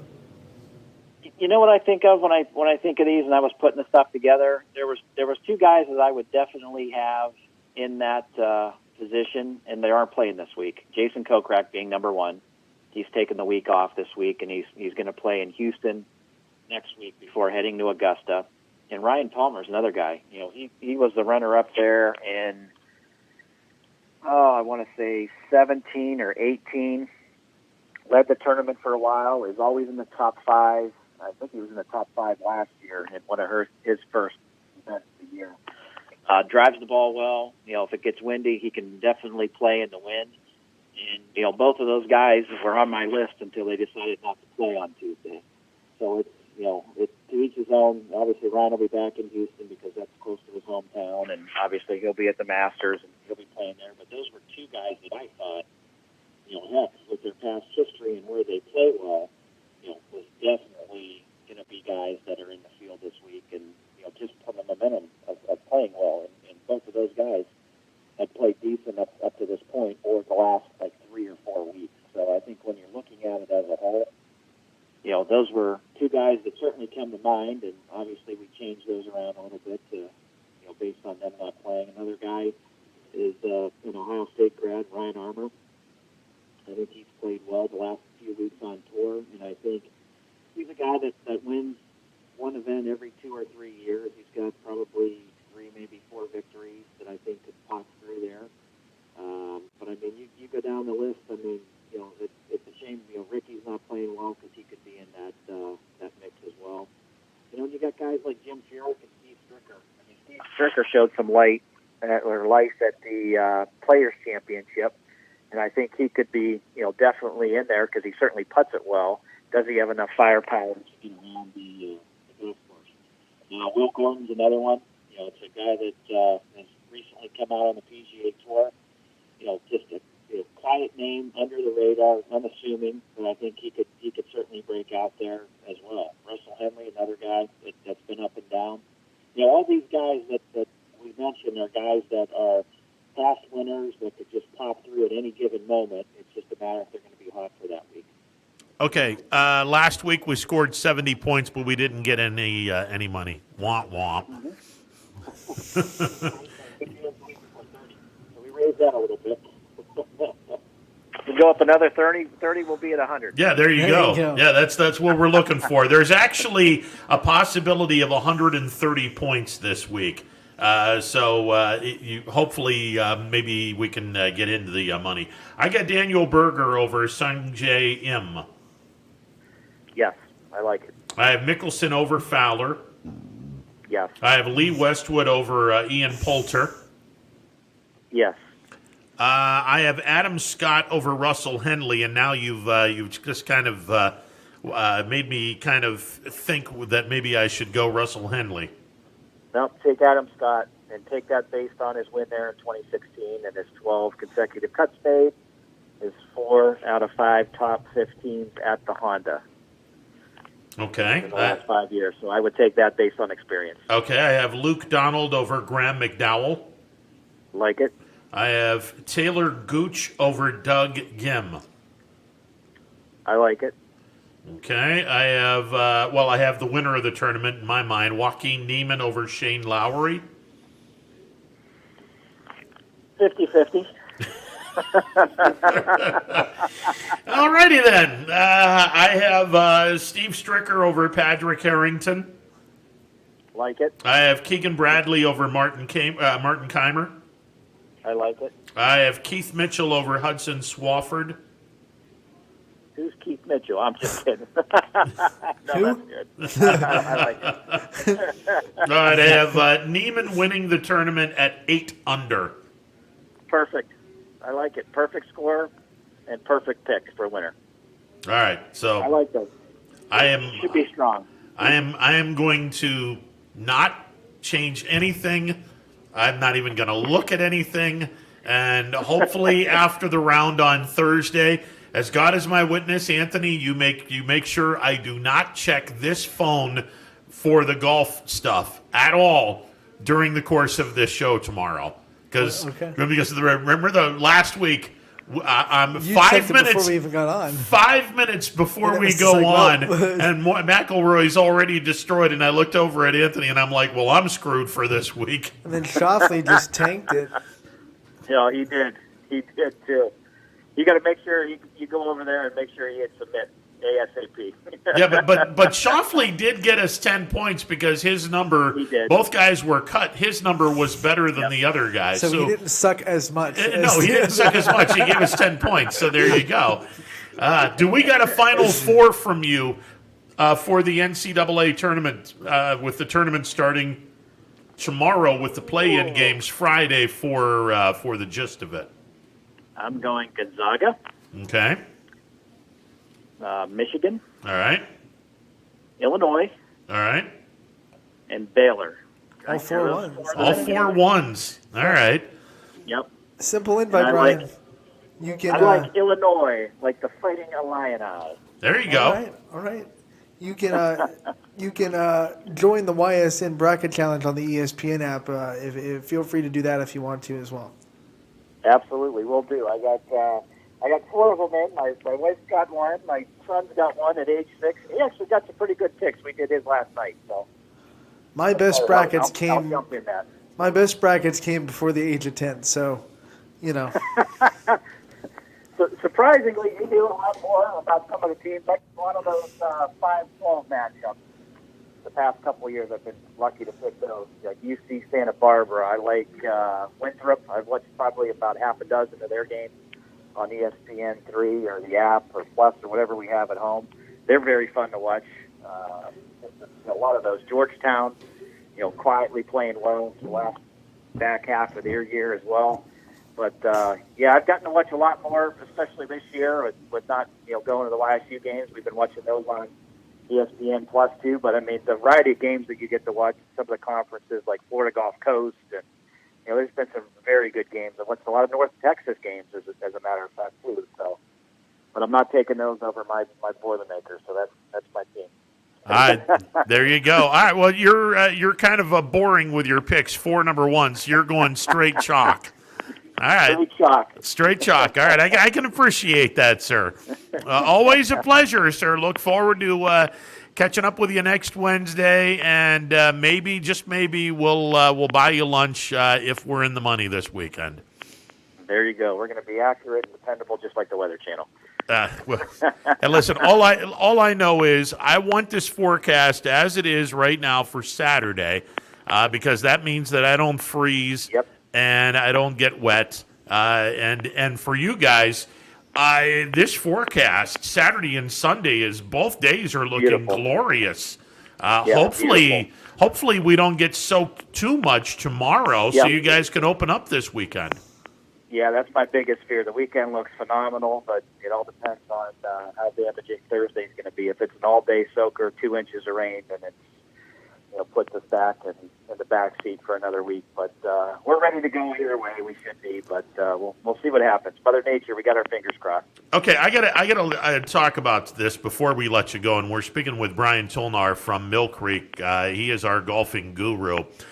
So I'm walking the first 9 holes, and I would have probably walked all 18, except here's a lesson for all you kids. Do not drink a big gulp iced coffee while walking 9 holes. Chances are you're going to have to go to the bathroom. And, well, I was not going to go to the bathroom in the woods, so I got in my car and went to the bathroom at a gas station instead. So there you go. Ron's looking around like, man, that tree is looking really inviting. And I was just like, no, we're not going to do that because, I don't want the headline to be local sportscaster gets caught, pulling out the club. Well, we're just going to stop with that one. All righty. So I got to ask. I have to ask. You have the everyone knows, you have the markings for how far away you are from each hole. Blue is, help me out, 200 yards. We got yours truly actually painted those, so that's why they're nice and straight. No, I'm kidding. Me and Stacy went out there and painted those on Tuesday. It was like 75 degrees. I had a nice sunburn. Now my head's peeling, but. Yeah, it starts at 250, which is the gold, or the yellow. 200 is the blue. 150 is the white. 100 is the red. And then we also added the gold and the green are the new colors this year. The green is 50 yards out. Yes. And all those measurements are for if and when we get on cart path only, you could park the cart from where that spot is, from the center of the fairway to the center of each green is where it's measured from that yardage. So you know what clubs to grab. Save yourself from back and forth, walking back and forth, and, I got the wrong club, and it's really this yardage, and I really need a club that hits it 10 yards further. So it's all measured, from the center of the green back to the center of the fairway, but we mark those where the cart would stop, based on where your relationship is to the hole. Trying to make the game go a little bit faster, obviously, and we've got one more stamping to put on there, our kids' tee. which we'll probably get to next week. It's a stamping that has an arrow where our kids' tees are because those are in the fairway. They're hard to see. So we normally put a thing that has like a little boy and a little girl, and it has an arrow which way the tees are set. So, obviously excited to get that back out there and the kids, back on the golf course. But it's a lot easier to do it when you're buzzing around and no one's on the golf course. And the only thing we have to watch out for is a lot of people, we haven't had anybody ride their bike on the course for several months except for that day we were painting. So we had to obviously put the signs up to block everything off, but people will obviously go around them and you're chasing them down like, hey, the paint's wet, don't go in that. But fortunately, we got them all done in one day, all 36 holes. Okay, now just a reminder for everyone, you have a ladies' tee, and then you have the 2 or 3, and I believe it's 3 tees for the guys. You have the way back tees for the experts, the middle tees for the folks that aren't really all that experty, and then you have the front tees for the old coots. For the rods. Well, the front tees are for the old coots. When I take my father golfing, and by the way, he gets his knee, he gets a brand new knee, and thankfully he took his therapy a lot more serious now. So he is almost ready for golf. He is almost ready to play golf, and I am so proud of him. I told him, I said, we're going to go to Mill Creek this summer. I'll carve some time out, and we'll definitely go to Mill Creek. He loves playing on the front tees with his cohorts because they're pretty. That's a really challenging course on the gold tees. They are, and especially where we have the kids' tees, which are silver on our yardages and are silver on our hole signs. What we found is a lot of the ladies that can't hit it very far from the red tees anymore have moved up to those silver tees. So it's kind of like a senior tee for ladies. It's been phenomenal. There's a lot of people that just enjoy the game more from the up tees because now they can putt for a birdie or they're close to being able to get it up and down with a chip and a putt for par. Very competitive, and that's really what we tried to do with the kids when we added the kids' tees, I want to say 4 years ago, was give them an opportunity to not have to bat it around 7 or 8 times before they got up to the edge of the green, and then you're looking at putting an 8, 9, or 10, or 11 on the scorecard. Now we're giving kids the opportunities that start out. They can be up by the green in 2 or 3 shots. They're giving Dad a challenge for a par or bogey on a hole, and it makes the game a lot funner. And especially ladies that can't hit it very far, they've moved up there. We even have some seniors that play, senior men that'll play up on the kids' tees. So it's a nice mix, and it's just a little bit shorter course for everybody. Trying to make the game fun because when you get to a certain age, a lot of people want to quit. I just can't hit it, as far as I used to. By moving those tees, the next setup, playing it forward, gives them the opportunity to still be able to compete long into their 80s, 90s. And I think we had a guy here last year. It was 103 that was playing, and he shot 98 or 99. So he broke his age. Yeah, I was about to say he beat his age, which is good. Yep, which is pretty darn good at 103. If you're still standing at 103, God bless you. Yeah, forget it. If you're standing, forget golfing. If you're standing and walking around at 103, good to you.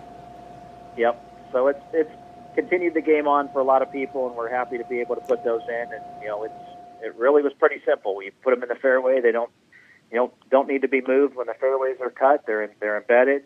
We've got stamps, or we will have stamps back on the paths again. Since we redid those in the fall. So, they're easy to find, once the stamping's down, and it's just a fun way to continue to keep playing the game and make the game fun for especially kids. Now, I have to ask before we let you go, and we're speaking with Brian Tolnar from Mill Creek. Obviously, it's been absolutely phenomenal for the folks to walk on the cart path during the course of the winter. I got to believe that goes away once the golf season begins. Yeah, it does. Just for safety, just making sure no one gets hit with a golf ball. You can get killed very easily. You can get hit in the head, do some severe damage. So, the bike riding, the walking your pet out there, and the walking and stuff, unfortunately, will go away when we do open. So, we're, like I said, we're a few days away from that, and it's just a safety factor to make sure everybody's in good shape. But it's been nice for the fact that, it's been so overpopulated on the East Golf Drive with the walkway there. It's been a nice overflow. We have a group that comes out on, I think, Wednesdays, and there's about 60 of them that walk, and it makes it look like the golf course is open. But there's just a walking crew that comes through the park, periodically, and they use it one day a week. And it's nice to see some activity and people, and I think people really appreciate that.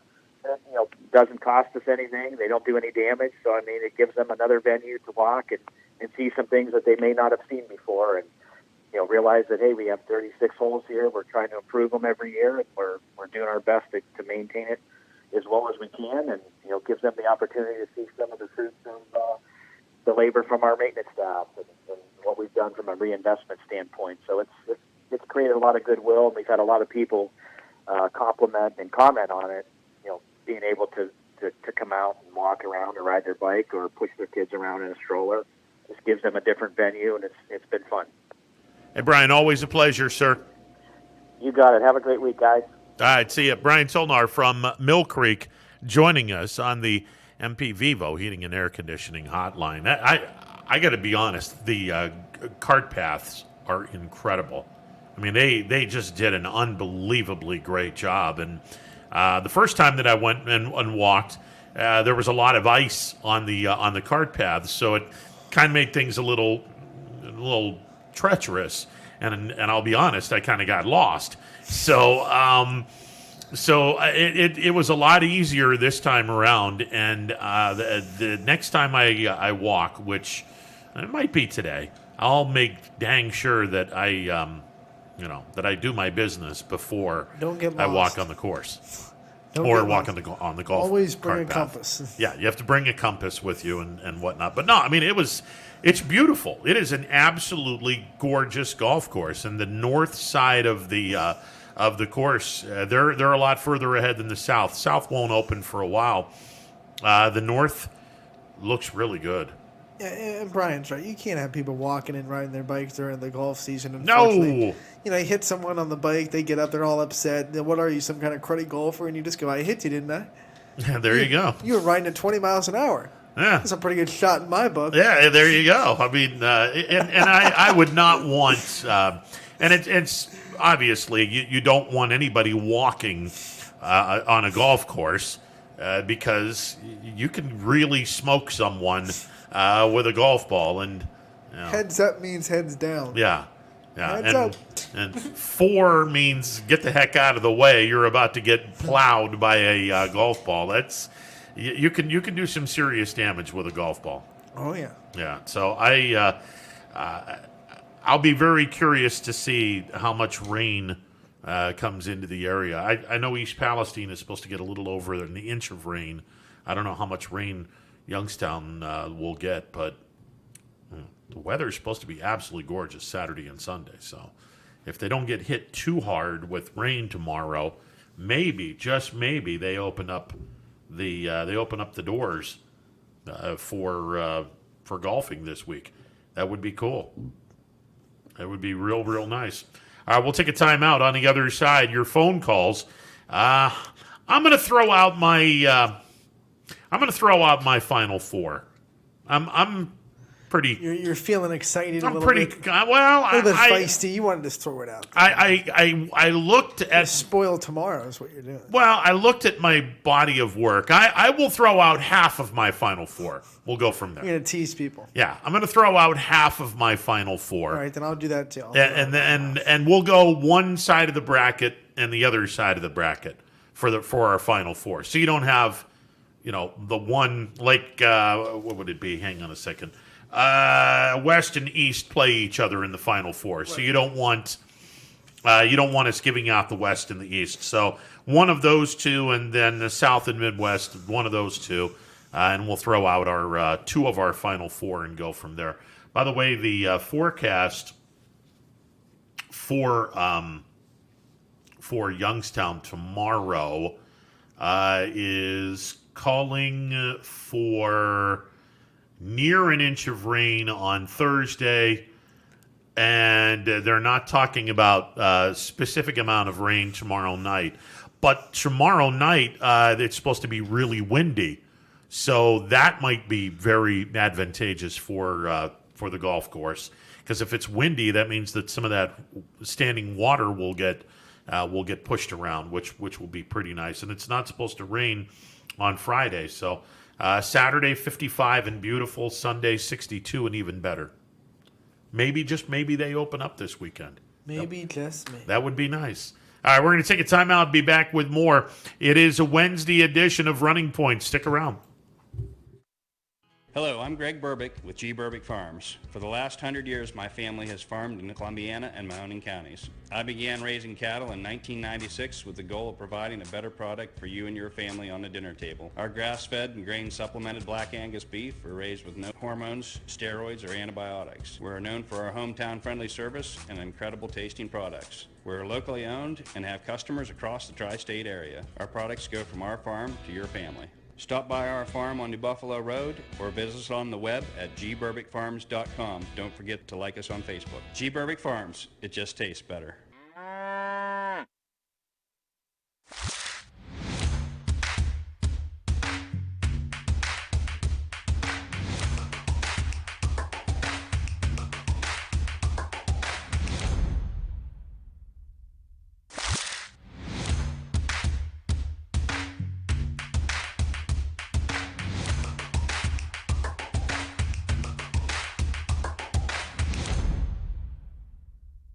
Hi, this is Tommy Clem, owner of WRS Insurance Solutions. WRS Insurance Solutions is a local, independent agency that specializes in life, Medicare, long-term care, and disability products. Call us at 330-953-3722 or visit us at wrsinsuranceSolutions.com to learn more.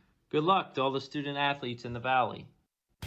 Right now is a great time to get more for your trade-in at Tri-State Ford and drive home in a new or pre-owned vehicle. Choose from our great selection of new Ford models or pre-owned vehicles. Plus, get the Tri-State Ford Advantage, including a 10-year, 200,000-mile warranty and more. At Tri-State Ford, we'll pay you top dollar for your trade, but you don't have to purchase one of ours to sell us yours. Customer focus, community driven. Tri-State Ford East Liverpool or visit tristateford.net. When looking for home design inspiration, don't just be inspired, be Baird inspired. Whether new or remodeling, Baird Brothers has the latest trends like shiplap to refresh your home. Go from inspiration to installation with our wide selection of in-stock American hardwoods. From the rustic charm of antique oak to the warmth of traditional cherry, Baird Brothers has what you need to make your home inspiring.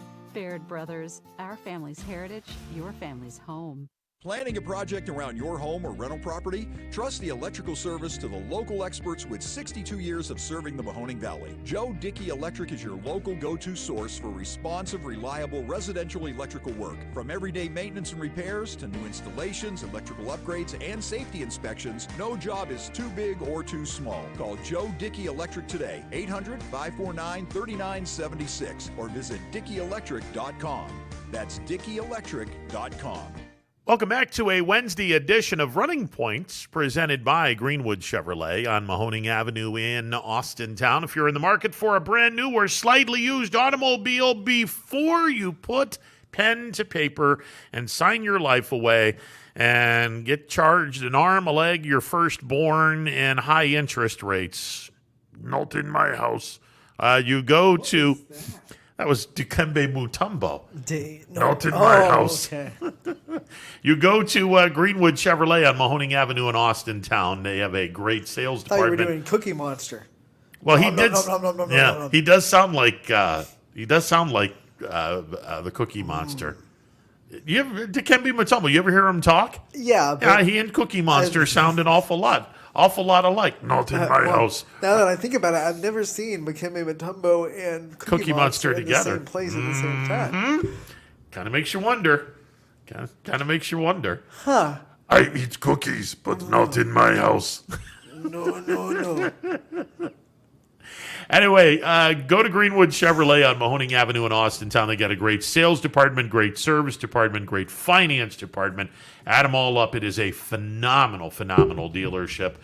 So before you put pen to paper, give these people an opportunity to earn your business. You will not be sorry. Okay. We both decided that we would name two of our Final Four teams. So one or the other, you get the West and the East winner, whichever one you want to put in, and the South and Midwest winner, whichever one you want to put in. You want the floor first, or do you want me to go? Sure. You want me to say two and then you say two? Or Yeah, we can go back and forth if you wish. All right, my first Final Four team is Illinois. Okay. All right. What about your first one? I'm going to stay in that side of the bracket, and I'm going to go to the South region. I truly do believe if they get past their first round game, which is upset alert, and you made mention of it, and I made mention of a joke that went over your head.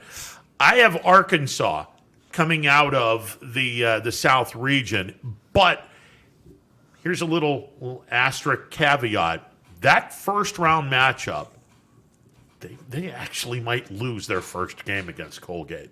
When I did this, and I was like, oh man, Colgate could beat this team. And then it dawned on me, how many times have we seen a team that gets the crap scared out of them, and then that wakes them up and they're focused the rest of the tournament? There are some teams that get in the Final Four where their first round game was the closest game. It happens sometimes. That's Arkansas for me this year. I think Arkansas barely squeaks past Colgate, and they run the table and go into the Final Four. Your bracket is busted real quick if Colgate pulls off. Oh my God, you are not joking. Yeah, it's if Colgate pulls off this upset. Not only have I lost a Sweet 16 team, I've lost a Final 8 team, and I've lost a Final 4 team. We're screwed. That's a gutsy thinking that they're going to have a really tough first round game and pick them to go all the way. Well, and again, how many times have we seen that? I know, but I mean, if you think that going in, that ball bounces a little bit towards Colgate's way, you're putting a lot of water in that boat. But I respect the guts. You're not kidding. Respect the guts. You're not kidding on that one, because a lot of this is predicated on, oh man, if this team doesn't pull off this upset, I might be in a little bit of trouble here. Now, I will say that I have a couple of teams that are Cinderellas, and again, that's predicated on you got to win one or two games, because if a double-digit seed is in the Sweet 16.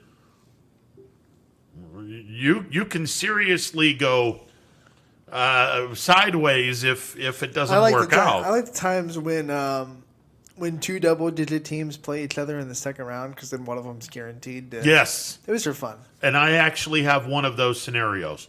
I bet we have the same ones. Because I think we were talking about on Monday. I bet that they're the same ones. We're not going to give it away. Okay. All right. We won't give it away. Give it away now. I bet we have the same double seed matchup in the second round. Are we giving this away tomorrow? Yeah, we're doing the whole breakdown tomorrow. Okay. At least I am. Okay. No. I mean, we can do that. That's good, because I'm good with that. I'm actually on the other side of this. I have flip-flopped. I feel like I'm a politician right now. I have flip-flopped. I don't know how many times in this particular region as to what direction I want to go. But I've now said, okay, this is my decision. I wrote it down. I'm not going to change it. That this is where we are. All right. You can choose either the West or the East. I'm going to the East region. Okay. I have Alabama. Okay. Coming out of the East. You have Alabama coming out of the East in the Final Four. This is where I originally had Maryland upsetting Alabama in the field of 32, because Maryland is playing some pretty good basketball. And then I thought to myself, okay, here's the problem with this. I have a Big Ten. I have some really good Big Ten teams going pretty deep in the playoffs. Big Ten's the best conference in basketball. It is, and that's where I'm like, okay, do I want to have 3 of the 4 Final Four teams in the Big Ten? Because the odds of that happening are pretty scarce. So I had to change my mind and say, okay, now I gotta pick Alabama. And if I pick Alabama, then I gotta have Alabama go into the Elite Eight and play Michigan. And this is where I really struggled, because I'm thinking to myself, okay, Michigan has one of their kids that's banged up, and we're really not sure how this one's going to go. They have probably a victory in round number 1. After round number 1, even if it's LSU or St. Bonaventure, one of those two teams will give Michigan a pretty good run, and then you got to go into the Sweet 16. Can these guys all the way to the Final Four? And then I said, you know what? It's Michigan. They're a basketball school. They're not, sure as hell not a football school. And no disrespect to the Southeastern Conference, they're not the Big Ten. So I'm going to take Michigan as my Final Four team, and I'm riding with the blue and maize. Hail to the chief, or hail to the victors. Hail to the victors. Hail to the chief is what they play in Washington. It's the presidential song. Yeah, so hail to the victors. I got Michigan going to the Final Four. So there you go. Here come the phone calls from the Ohio State fans. And jeez. There are a lot of Big Ten schools that could easily make the Final Four. And I agree with that. This might be a year where you could see three Big Ten teams in the Final Originally, Four. I so wanted to put an all Big Ten Final Four, because when I saw this, I mean, think about it. Iowa is the 2 seed in the West. Right. I mean, they got a shot. Now, unfortunately for them, they got Gonzaga, who's undefeated, but they got a shot. Michigan is number 1, so obviously you would think Michigan has a pretty good chance. They're the odds-on favorite. Illinois is number 1. They're the odds-on favorite. Ohio State's number 2 in a region that I'm not really sold on, Baylor. So I don't know. This could be fun. This could kind of be fun. Now, unfortunately, I don't have Ohio State getting into the Final Four. I got Arkansas getting into the Final Four, which means they eliminate. Here come more calls from the Ohio State fans. Which means they eliminate Ohio State in the Sweet 16 by default, because they would play each other in the Sweet 16. So there you go.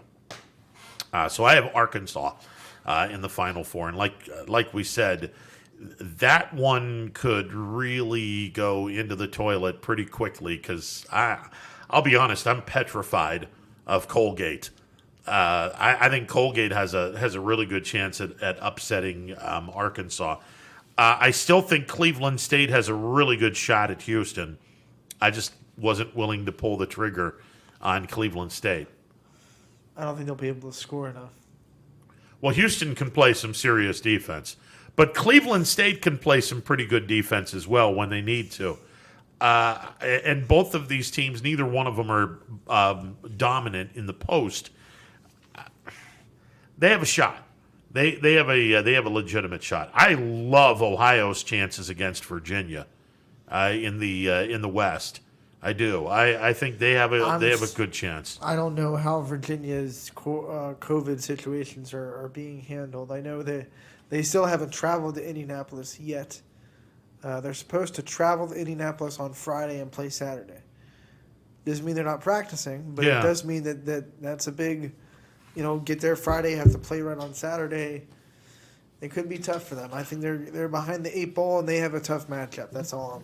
The other team that might not be able to do this is Kansas.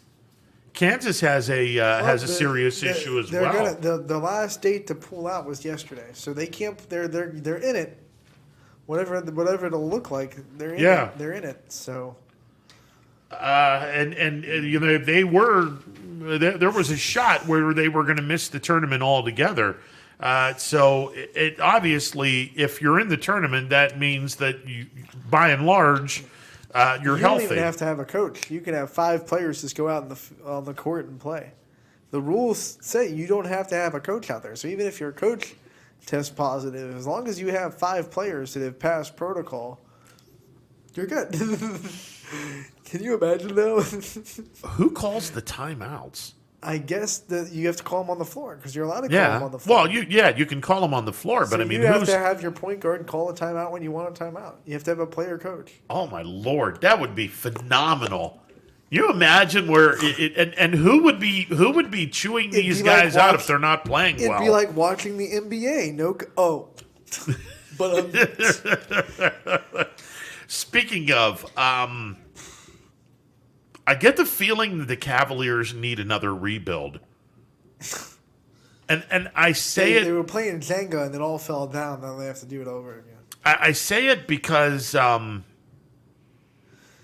missing. They're missing some things with this team.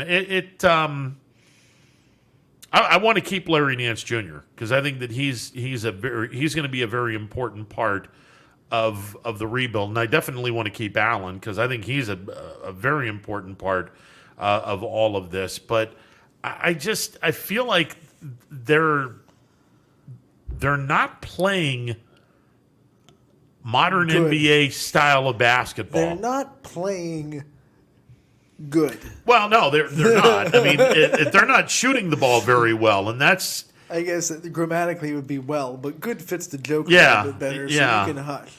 I mean, they played tonight up at Rocket Mortgage Fieldhouse, which, okay, is it the Q? Is it the Rock? Is it the Gund? Is it, I don't know. The dumpster fire. Yeah, I don't know. At this point.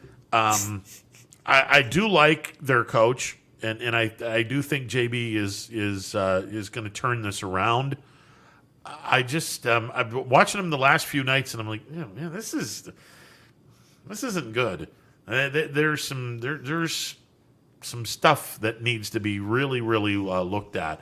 I like some of the players that they have, but maybe this is because of all the injuries. Because at the beginning of the year, they were pretty solid at the beginning of the year. Remember the good days when they beat Brooklyn and everyone was raving about their defense? Oh, I know. Right here. I was loving this, and boy, did they take a nosedive pretty quickly. I still don't like the fact they're not playing Andre Drummond, which just confuses the hell out of me. He's healthy. Why aren't you playing him? Well, we don't want him around our team. What?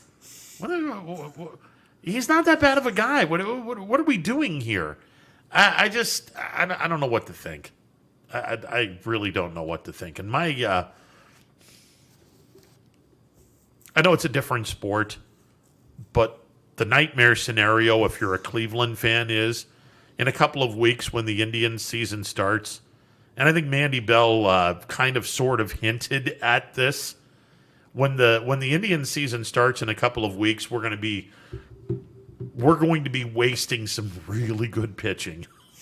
Is the nightmare scenario where you'll have you lose 1-0, 2-1, 3-2, and you'll be like, oh man. Shane Bieber's one of those guys that has like an ERA of 1.8, but also has a win-loss record of 1-8 because they didn't get any run support. Yeah. Well, yesterday was pretty interesting. As Mandy Bell pointed out a couple of days ago when we had her on, Ahmad Rosario is starting to learn how to play center field. And he had one fly ball in I think it was in a B game on Sunday. Well, they played him in center field yesterday. And you would have thought they put someone from Little League in center field. Was it that bad? 3 errors in less than 4 innings for Rosario. Oh, no. And the response from people on social media was really bad. I mean, they're like, oh, that's a great experiment. Look. Experiments take longer than 1 game. I don't want people to, think that this is easy, and you have all these keyboard warriors that think, well, I could have done a better job. No, you couldn't have. Stop. Just stop. No, you couldn't have done a better job. This is a guy that has never played the outfield, ever. He's always been a shortstop or always been an infielder. There's a big difference between playing in the infield and going out in the outfield and shagging fly balls that don't always come at you, that you actually have to, I don't know, run to a certain position and get the fly ball. And then, you know, if the ball goes in for a base hit, you got to field it on the hop. And you had 2 troubles catching a fly ball in center field and 1 trouble fielding the ball once it became a base hit and you're trying to field it on the hop. It was tough to see. But Shane Bieber was pitching while this was going on. Shane Bieber wound up giving up 9 runs in an onslaught, but only one of these runs was earned. After Shane Bieber was done pitching, he went out in the center field, and he actually this was pretty cool, and one of the reasons why I love Bieber. After a particularly tough inning, and it was 2 errors in 1 inning, which led to a huge inning where Bieber only gave up 1 earned run. He goes to Rosario and he says, "Hey," he says, "don't worry about this stuff. This is spring training. You're there for the first time. Don't let this shatter you. Okay? You're going to be okay. Just don't let this experience shatter your confidence, and don't let this experience turn you sour toward playing the outfield. You're going to be okay." And I'm immediately like, okay, we need to sign Bieber to a 5-year deal right now. He just showed team leadership, unlike some people that have left Cleveland recently. I don't want to give away any names. You might as well just say the name. But, you know, give me a guy that's going to do some leadership here. And I thought that was a really cool moment for Bieber. He stepped up and could have thrown the kid under the bus, but apparently after the inning, he went up to him and said, "Hey, don't worry about any of this stuff." So I'm good with that. You know, you heard it here on Running Point. Ron Potesta is a believer, and nice. We're gonna get him with some Justin Bieber album. No. We're gonna cut it. We're gonna cut it. There's that part of the where he said, "I love Bieber." We're gonna cut that. And that's going to be it. And we're going to run it. And then we're going to get him some music. No, I'm not a Jason Bieber, Justin Bieber, or whatever the hell the kid's name is. Don't try to hide it. No, absolutely not. I am a Shane Bieber fan. Baseball Bieber, not boy toy singer Bieber. I'm not a fan of that. He doesn't have much talent to begin with. His writing skills suck. Horrible. No, Shane Bieber had a really good leadership moment there. I'm like, you know what? Good for you, because you could have very easily tore this guy a new one, and if it were a game of significance, probably would have. But that's why you have spring training. I mean, you know, okay, the guy screwed up in the outfield, and it's his first time in the outfield. It's spring training. I don't care about statistics. I mean, people lose their minds. Oh, this guy's only hitting 120. It's spring training. Who cares? Which is why I don't take much stock in spring training, and I don't watch it that much. Nah, I'm good with that. I mean, I watch it because it's baseball. Baseball on a scale. Yeah, it's baseball. I mean, it's I have college baseball to watch too, but the Royals are playing really well in spring. Listen, the Royals are going to be a lot of fun to watch this year. Getting me a little bit of excited, but I also know it's spring training. Yeah. So you got to you can't be a Browns fan when you win preseason and get. We're going to win the Super Bowl now because we went 4-0 in the pre. No. Yeah, how many times did they go really well in the preseason? In the preseason, like four or 5 years in a row, they were like preseason champions, and then they would like win 2 games in the regular season. Yeah. So your 3rd and 4th string players are better than everybody else in the league. Yeah, congratulations. Maybe you should start them. Oh Lordy, I don't know. How much better the Browns are going to be in 2021. I know this. Their schedule is a whole lot tougher. I would imagine they'd take a step up because they're keeping consistency. Yeah, but they're not playing. They're not playing the schedule they played last year. They're the divisions that they're going to be in this year are a tiny bit better than the divisions that they played last year. They finished better in the division, so they're going to play a better division team in that one crossover game. They get to play New England in one of their crossover games. Now, I'm not sure what they're doing for the 17th game, because apparently now there's 17 games. The NFL made that decision. So I'm guessing you play one team from another NFC division. Yeah, because it's the only way to do it. Yeah, because or you play another team from that crossover AFC conference. Well, that's the problem. There's no crossover teams left. You play one team from a conference that finished in your spot. No, I thought you played two. You play your division twice. Yeah, you play your division. That's 6. Okay, so you're playing your division. You're playing the one other division in the AFC. One other AFC division completely. Yes. And then you play the team that finished in your spot in the other AFC conference. Now, do they? And then you play the whole NFC division, whatever you're matched up. Yeah, but there's a crossover for two different divisions. Isn't there a crossover for two different divisions? Because your division, you're right. Your division equals 6 games. The other division is 4, so that's 10. I thought you meant, but I'm just saying, for one of those, you either have to pick one of the other AFC conference teams that you haven't played, or you go and match up with whoever you finished with in another NFC conference. Yeah, but my point was, you're going to be playing your own division plus another division in the AFC. So 2 divisions are already taken care of in the AFC. That's 9 games. All right, that's 10 games. 10 games. The one NFC division is 14. The 2 crossover games are both in the other 2 AFC divisions. So you either have to you have to go to the NFC then. You either have to take another random AFC team or go to the NFC and say one conference you're going to cross over. Yeah, and based you're on where you finish. Yeah, and you're a third place team. So if you play your own crossover, which would be the NFC North, who would they wind up playing? Chicago. Chicago finished. I think the Minnesota from last year. Minnesota finished 3rd. Chicago was 2nd. Oh, that's right. You're right. I think I want to say they're going against the Washington Football Giants though, or the Washington Football Team, not the Washington. Jesus, Ron. The Washington Football Team. Just the Redskins, the team formerly known as the Redskins. I think that's who they're going to wind up playing, which that's a win. But the Washington team that had a name that was once offensive and now not that name anymore. Yeah.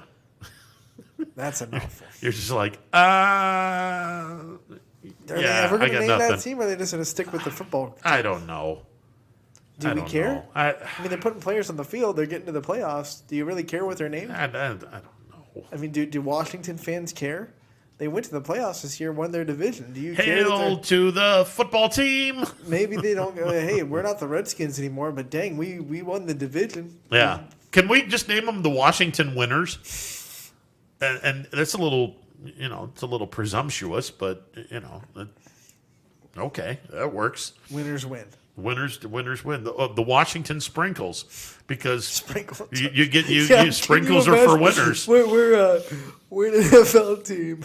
We're gonna call ourselves the Sprinkle. Yeah, because sprinkles are for winners. So there you go. 330-886-0813. Imagine the uniform combo. They're gonna be like pink, green, and light blue. You gotta stay with the colors that you had. Burgundy. There are no burgundy sprinkles. I don't know. Maybe we can make some. Burgundy and gold. What's that other name for sprinkles?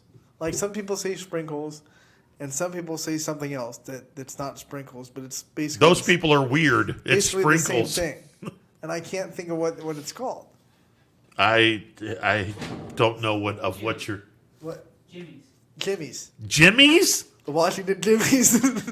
I have never heard of anyone saying Jimmy.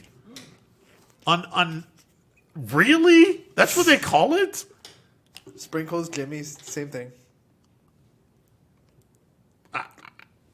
Somebody's got to look that up. I got to call BS on that. I have never heard anyone. Absolutely true.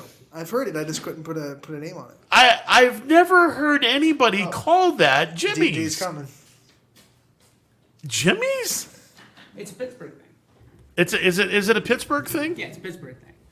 They call it chip chop ham. Well, yeah, I've heard that. Yeah, so with all your infinite knowledge, you've never heard them called Jimmy's. I have never heard sprinkles called Jimmy's before. Never. That explains why he doesn't like Pittsburgh, because he's never been there. No, I've been there. I've been there all the time. It's So, a nice city. It's let me just ask you you a got to get a question. master's degree to get out of that godforsaken town. How have you been to PNC Park and not heard someone call it a Jimmy? Yeah, they say, I want Jimmy's on my ice cream cone. It's probably on the menu. I've honest to God, I've never heard anybody say Jimmy's for when talking about sprinkles on an ice cream. Here we go. I'm going to have to. Soda. Pop or soda? Oh, it's soda. No, it's not. Yeah, absolutely Get it out is. of our state. Yeah, absolutely it is. It's not soda. That's my father is not a drink. That's pop is who you call your dad. False. Soda is Dad is who you call your father. No, that's pop, dad, old man. What else? Do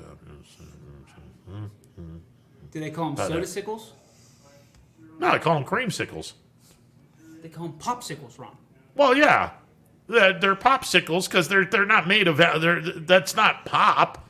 What did you put in the popsicles? That you put orange drink and cherry drink frozen.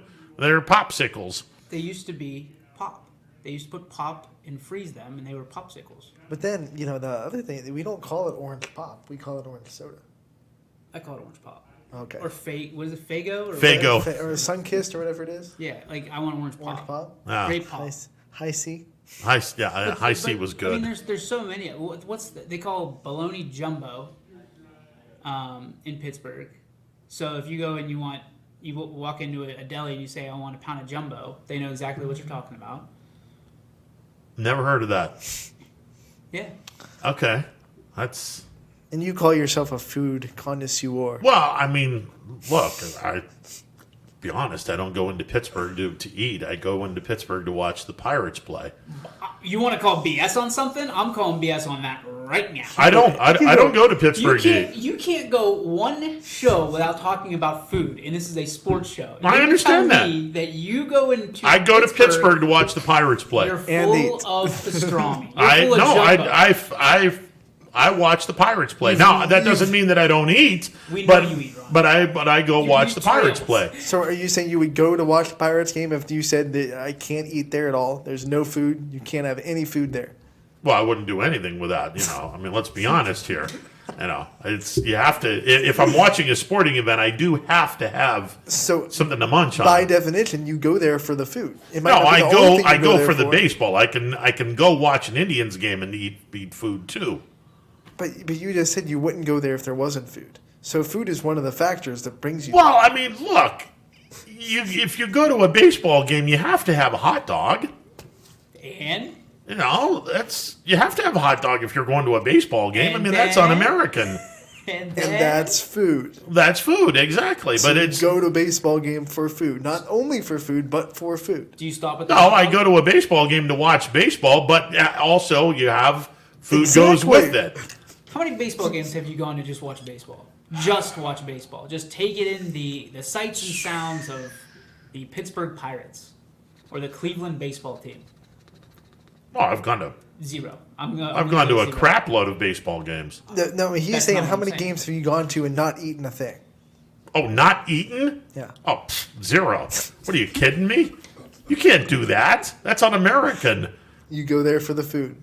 It's not about going there for the food. The food is there. I can go to a baseball game. I've gone to plenty of high school games where I don't eat.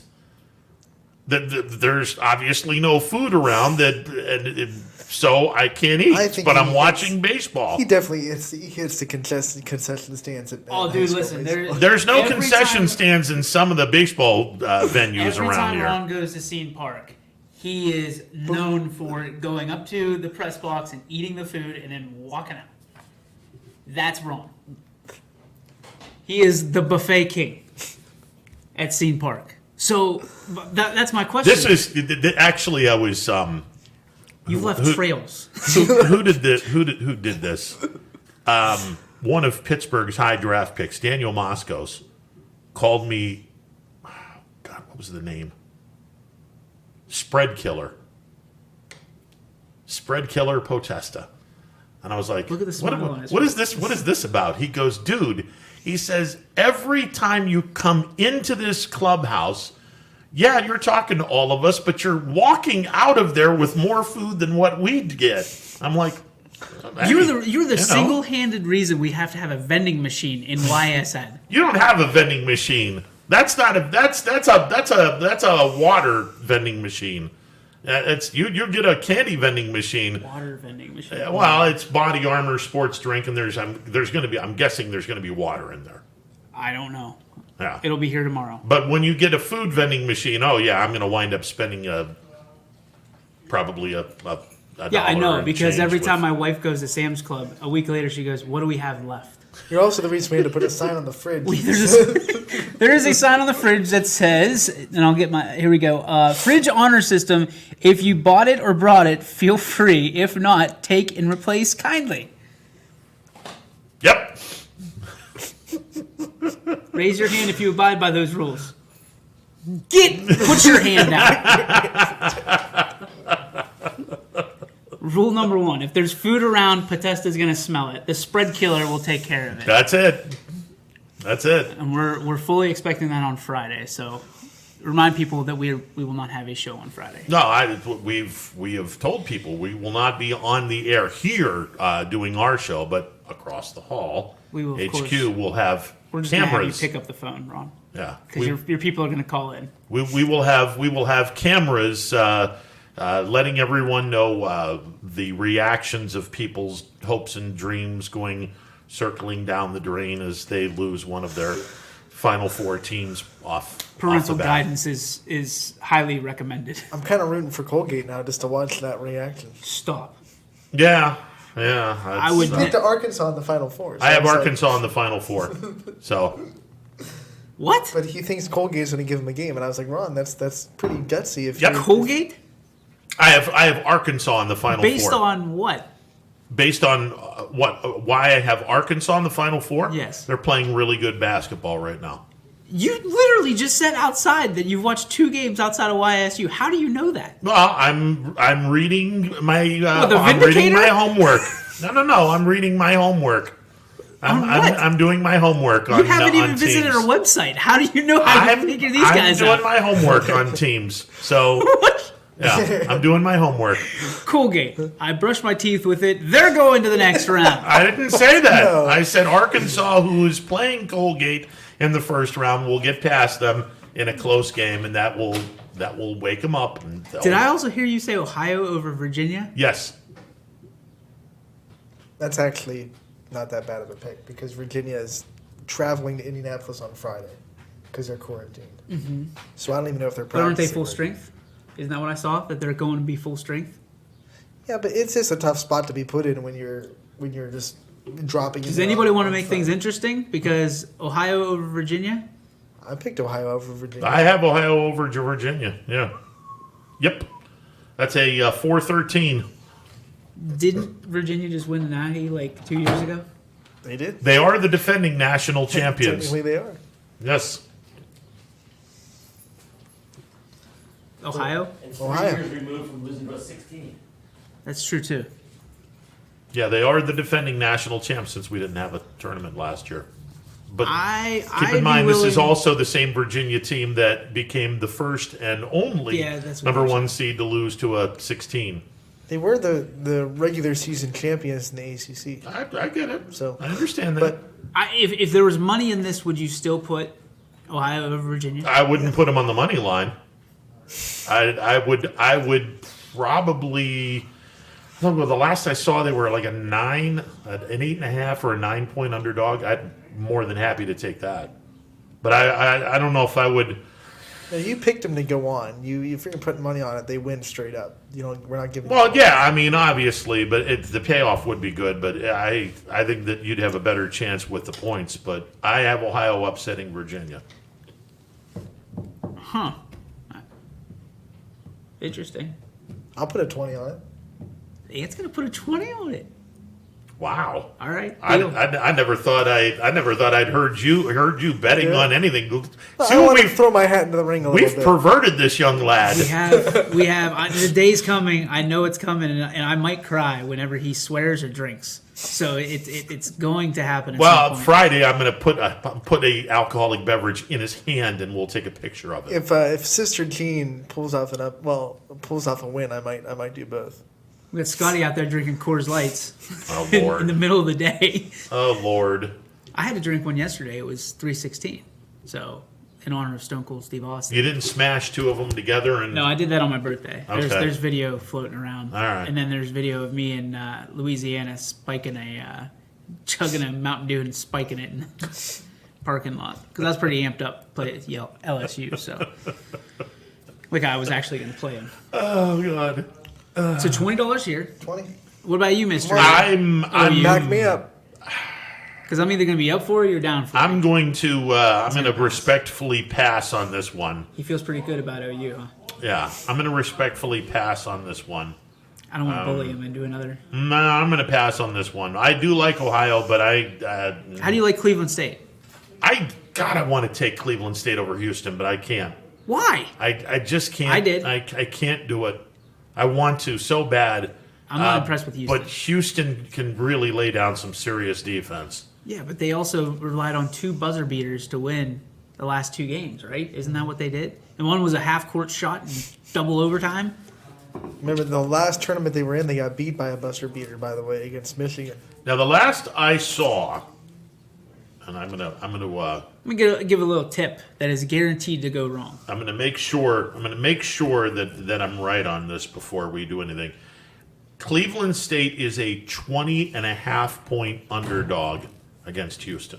That's what the tournament's about. The money line payout on a $100 bet is $1,459. I don't feel $100 strong on Cleveland State. If you go a $50 bet, divide $1,459 into 2, so that's $730. Yes. So that's $730 on a $50 investment. See, I don't even think that's a good bet. I just like the idea of Cleveland State beating Houston because is that a 15-2? It is a 15-2, yeah. And then we've seen a bunch of 15-2s, and the other 15-2s I don't like. But this one I kind of like, and it's not because it's Cleveland. It's just the way they did it. This is going to be a year where, I'm picking Gonzaga to take the championship, but if it wasn't Gonzaga, it was a Big Ten team. I really did believe that they were going to run. There's too many of them in there, and it's been their year so far. I don't like Ohio State going to the Natty because I don't like them being in 2 national championships in 1 year. I just don't like that. Part of me wanted to have an all Big Ten Final Four, and then I was like, nah, that's unrealistic. Did you take chalk the entire way? No. So I figure most people when they don't know. I have 3 1 seeds, but the other one is not a 1 seed. Who didn't you take? I did not take Purdue. I'm sorry, I did not take Baylor. I took Arkansas. Baylor's not going far in this tournament. Based on he's going to say they're not playing good basketball. I'm gonna flat out say Baylor's not going far in this tournament. They've been one of the most consistent teams in the country this year. I know. I have them in the Sweet 16, but I do not. Those have Razorbacks them, are gonna catch up to them. I do not have them in the Elite Eight. I have them losing to a team before the Elite Eight game. Arkansas. Where's Bama? Are you a Bama guy too? I have Alabama in the Elite Look at Eight. him covering it like it's some kind of cheat sheet. Yeah, I have Alabama in the Elite Eight. Why is everybody so high on Bama? I don't get it. Maybe just because they're Alabama, like they forgot that they're filling out a basketball pool and not a. They are a 2 seed. They played really well. Yeah, so is Houston. Tournament. Houston's got a good defense, but I think they're the weakest 2 seed in the bracket. So I'm not sold on Bama, and we'll run this back, in 3 weeks, and Alabama will be in the Final Four or in the Natty. I do have a 14 upsetting a 3 though. I have a 14 beating a 3. And are we holding this for tomorrow, or what are we holding? Yeah, we're gonna hold this one for tomorrow when we go through all of our games. But yeah. Put 20 on that then. What? 14. You're 14. Yeah, I'm not, hell no, I'm not doing that. I'll put 20 on that. Hell no, I'm not going to do that. I'm not. I mean, I like this team. I don't like them that much. You had chest puffer syndrome over there for 30 seconds. I do like this team, but I'm not going to. If there were money involved in this game, pick one game. Where one upset where money could be and should be involved. Ron doesn't like betting me. You know why? Okay, it's got to be a 4-seed or higher. You know why Ron doesn't like betting me? I'm undefeated. Right. So I have to pick a how far down the line on pick the an upset that's not like a 5-12 is an upset. 5-12 or higher. 5-12 or lower, like 5-4-3-2 and right. Okay, the 1 seeds are safe. I don't think anyone's gonna lose. With the 1 seed. Oh, you're buckling up. This must be good. 4.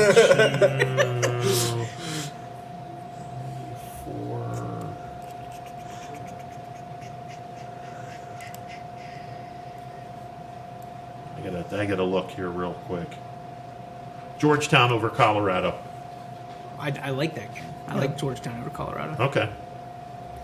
Actually, no. You know what? I'll take that. Because I took it in my bracket, and I was bragging about it to my wife, and somebody did the old Billy Mack on me where they're saying, pick Georgetown. They completely went the other way on me. They said, Georgetown is one of the worst teams in the tournament. That's what their exact words, and I thought, okay. That sucks. So I'll take Colorado. All right. 20? Do it. There's another one that I like even better, though. Uh-oh. Winthrop over Villanova. Okay. Yeah. I'll tell you what. Let's do 20 and 20. I'm not that crazy. Let's just do one $20. I'll take Winthrop. You take Winthrop. Well, I'll take Winthrop. Okay, and they're the what seed? They're the 12. Okay. I'm going to take Winthrop over Villanova. Philadelphia teams are hard to beat. Yeah, they are. Yeah, they're tough. Villanova was 3 years ago. 3 years ago. Champions. Yes. And Winthrop, where the hell are they? North Carolina? I don't even know where Winthrop there is. There it is. $20. I'm out of here. No clue where Winthrop is. That's a good question. And still. I'll look it up. I have no idea where Winthrop is. I know they're the Eagles, but I have no idea where they are. No clue. While Anthony's looking that up, let's take a time out. Rock Hill, South Carolina. So South DJ Carolina. was close. All right. I like my chances. The South will rise again. We'll take a time out. Be back with more. Stick around. No matter what the weather, be prepared with a reliable, efficient Rude gas furnace or air conditioner from MP Vivo Heating and Air Conditioning. Call your energy efficient expert, MP Vivo, today for a free estimate. Here at MP Vivo, we rely on Rude, and so should you. Myers Family Insurance knows the importance of a great team. Our team continues to grow to help you with your Medicare and retirement needs. The annual election period is October 15th through December 7th. Now's the time to make sure your plan continues to meet your needs for the upcoming year. Call today. High-res Futurecast shows steady snow for the next few hours. Still just downright cold. It is bitter out there. Several strong bands of lake effect snow. Winds is kind of the big story today as well. So if you need a more detailed winter forecast on WFMJ.com and the Storm Tracker 21 app.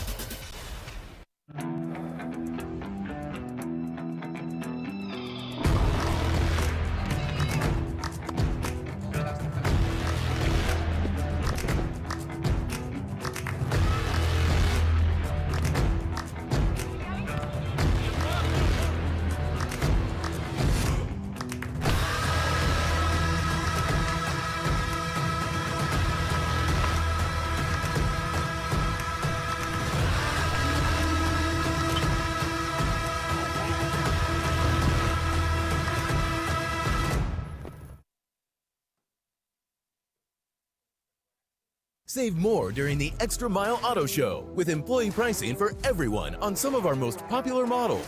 Plus, get an additional $1,000 on the value of your trade. Schedule a test drive today to experience the 2021 lineup for yourself.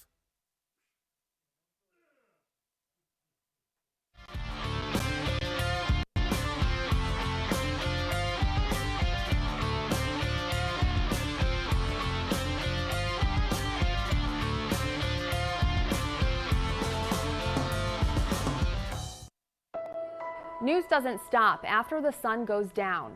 Sometimes you just have to hustle to get it. At 21 News, no matter how far it is, no matter what it takes to get there, we're working to bring you the best stories and the freshest content at 11 p.m.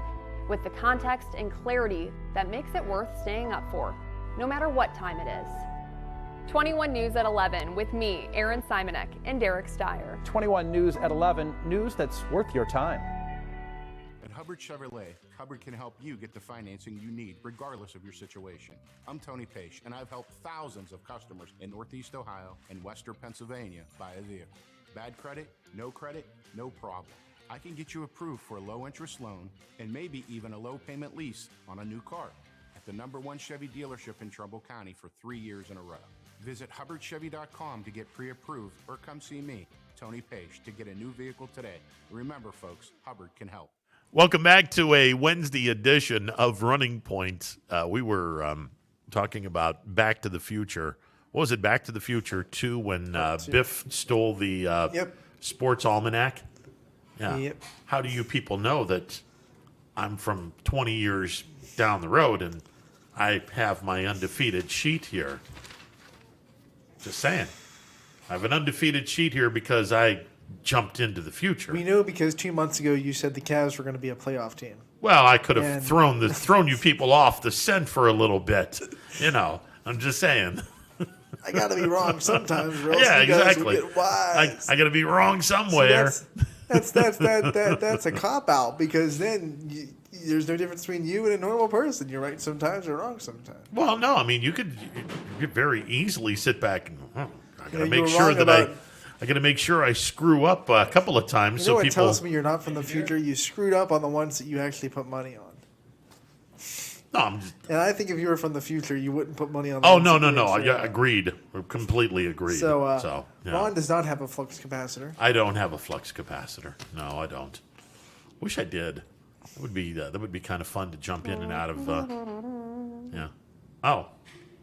My Bills aren't going to be winning a Super Bowl in the next 20 years? Oh, okay, great. I'm skipping ahead. Putting my body in frozen, freezing my body until the Bills win a Super Bowl. Wake up in 100 years.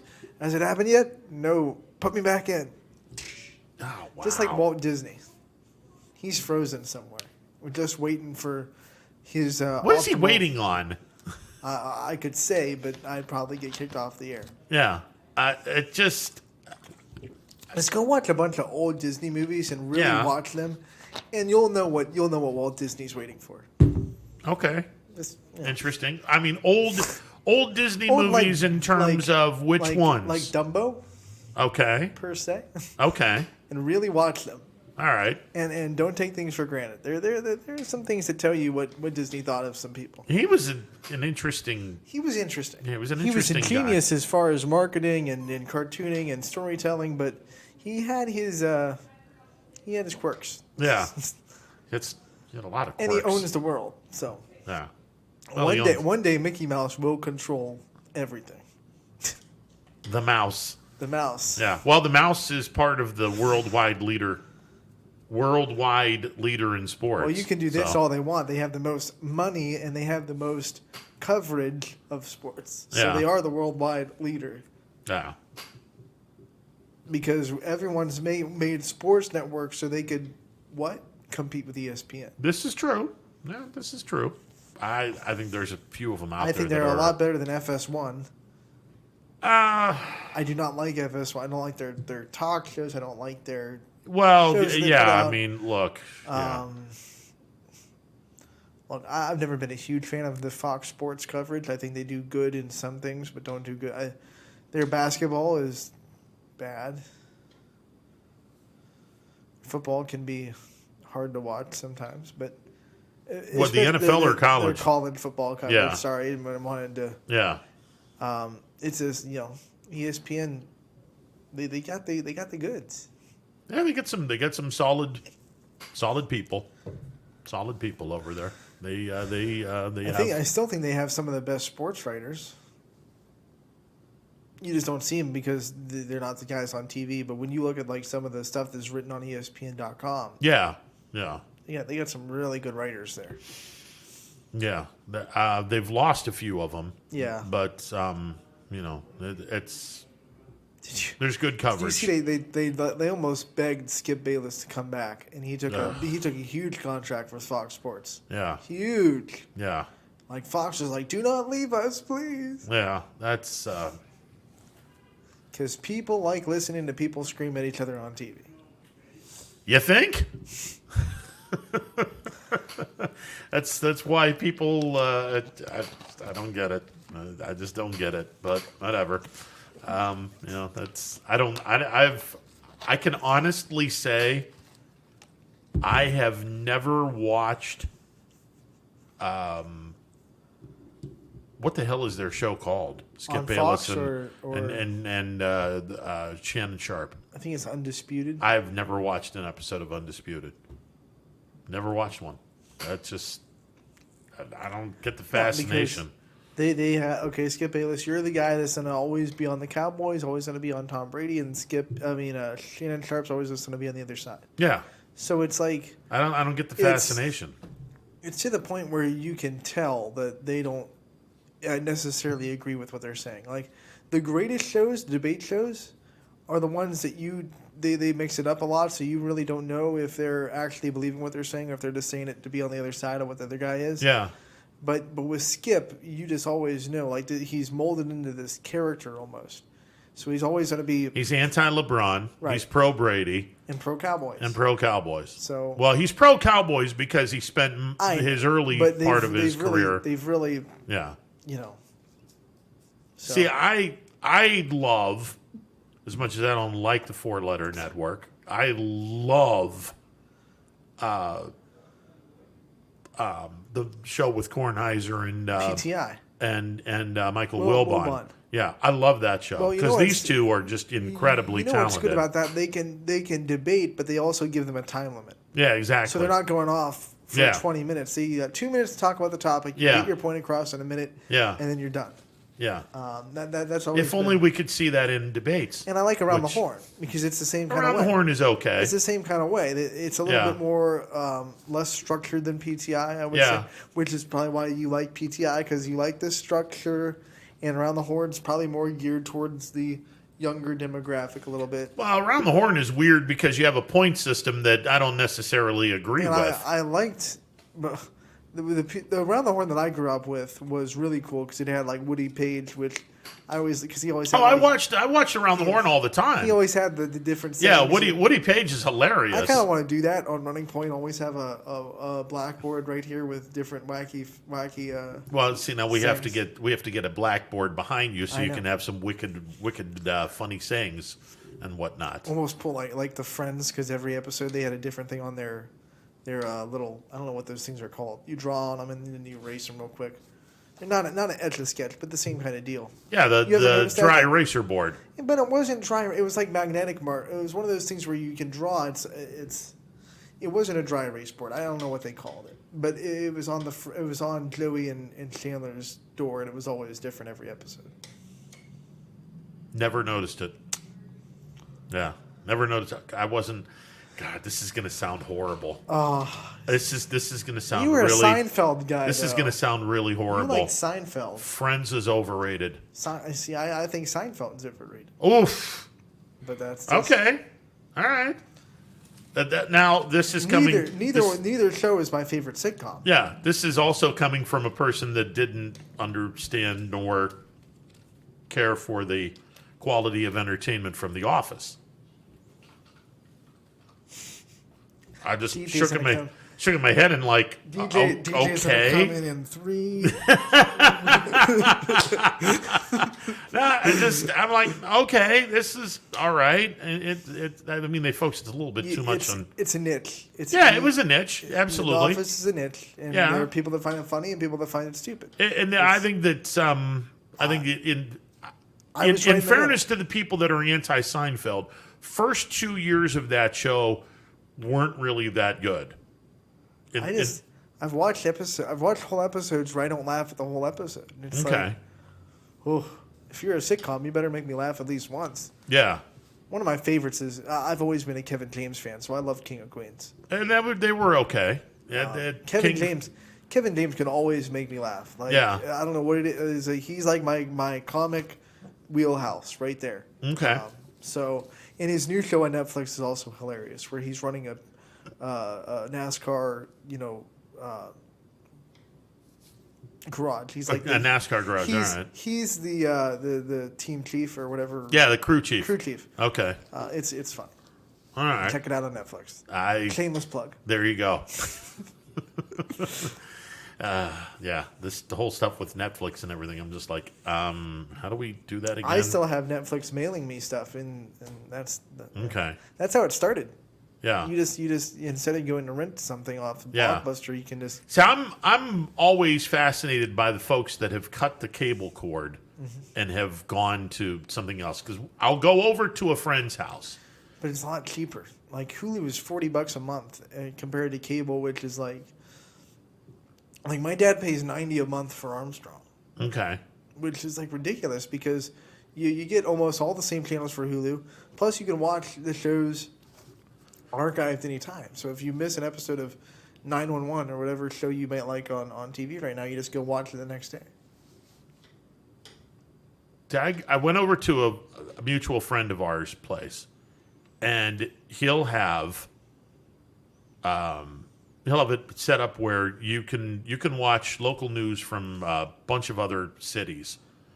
But he's also has a sports package and a couple of other things. And I'm like, how the hell did you do this?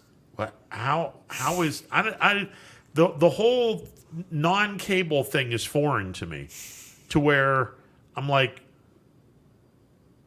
how do you even set that up? This is how ingrained in the past I have become in terms of my television viewing habits. I have no idea how anyone can watch something if it's not on cable. I don't understand how you can do it. Internet. Okay. Same way you watch something on your phone. So you'd have to have an internet service provider. Yeah. And you have to have a TV that is smart enough to do this. You can have one of those Amazon Fire Sticks for $60 at Best Buy. Okay. And so you don't even have to have a smart TV. You just plug in the Amazon Fire Stick or Roku or whatever it may be into the HDMI. Okay. And you have the same. And then you can basically draw from that whatever subscription you pay for. Right. So from that you get your Hulu. You use that to access your subscriptions. Okay. So for me, for example, I have Hulu, Amazon Prime, Netflix, and those three libraries are all accessed through the Fire Stick. Okay, so let me ask you, because the DirecTV has made a killing through the years based solely on the fact that they own the rights to the Sunday ticket. And they still do. But you can get the Sunday ticket without getting a DirecTV. Not legally. Well, not legally, yeah, of course. I mean, it's legally you have to do this, right? But we're venturing into the criminal part of running. Okay. I'm just curious because you can do it because you can do it. It's you have to go. You have to bend the rules. Okay, I was curious about that. Because I'm looking at them like your mutual friend had. Well, not him. There were a couple of other places that I went to to see some folks. You can surpass. You don't even have to. If you were doing that, you wouldn't even have to subscribe to Hulu because you could probably get any TV show or movie at the click of a button. If you went that route where you were getting all the football games. Interesting. Okay. Yeah, that's interesting. All right. Yeah, because I have DirecTV, and I love DirecTV, except when it rains. Right, that's the other thing I don't get. Like satellite, it's like it rains a lot here. Yeah. So we are screwed a lot. Now, somebody. So if it's Sunday and it's a stormy Sunday. Yeah. Somebody told me that if you get it off of HD, you can still get. It's easier. You won't have as many signal losses, but if it's real cloudy and rainy, you're still going to have the same problem when the satellite can't get to the satellite. Yeah. The only ones that you will never lose signal on, I think, are the local channels.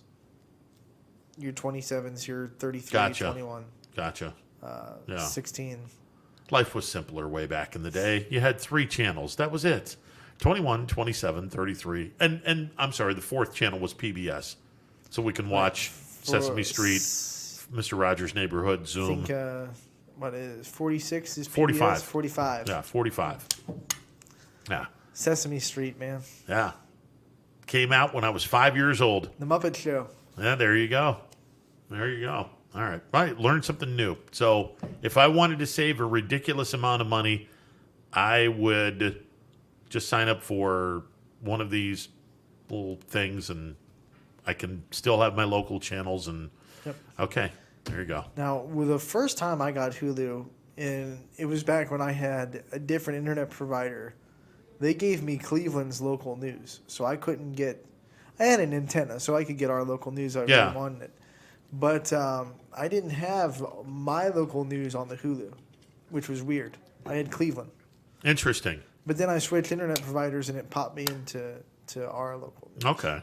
So when we moved from Youngstown to Leetonia, this was the early 70s, you didn't have cable in Youngstown. But in the sticks, we had cable. So I got introduced to cable when we first moved to Leetonia. I was like, holy crap, this is freaking phenomenal. So I have channels from Cleveland, Pittsburgh.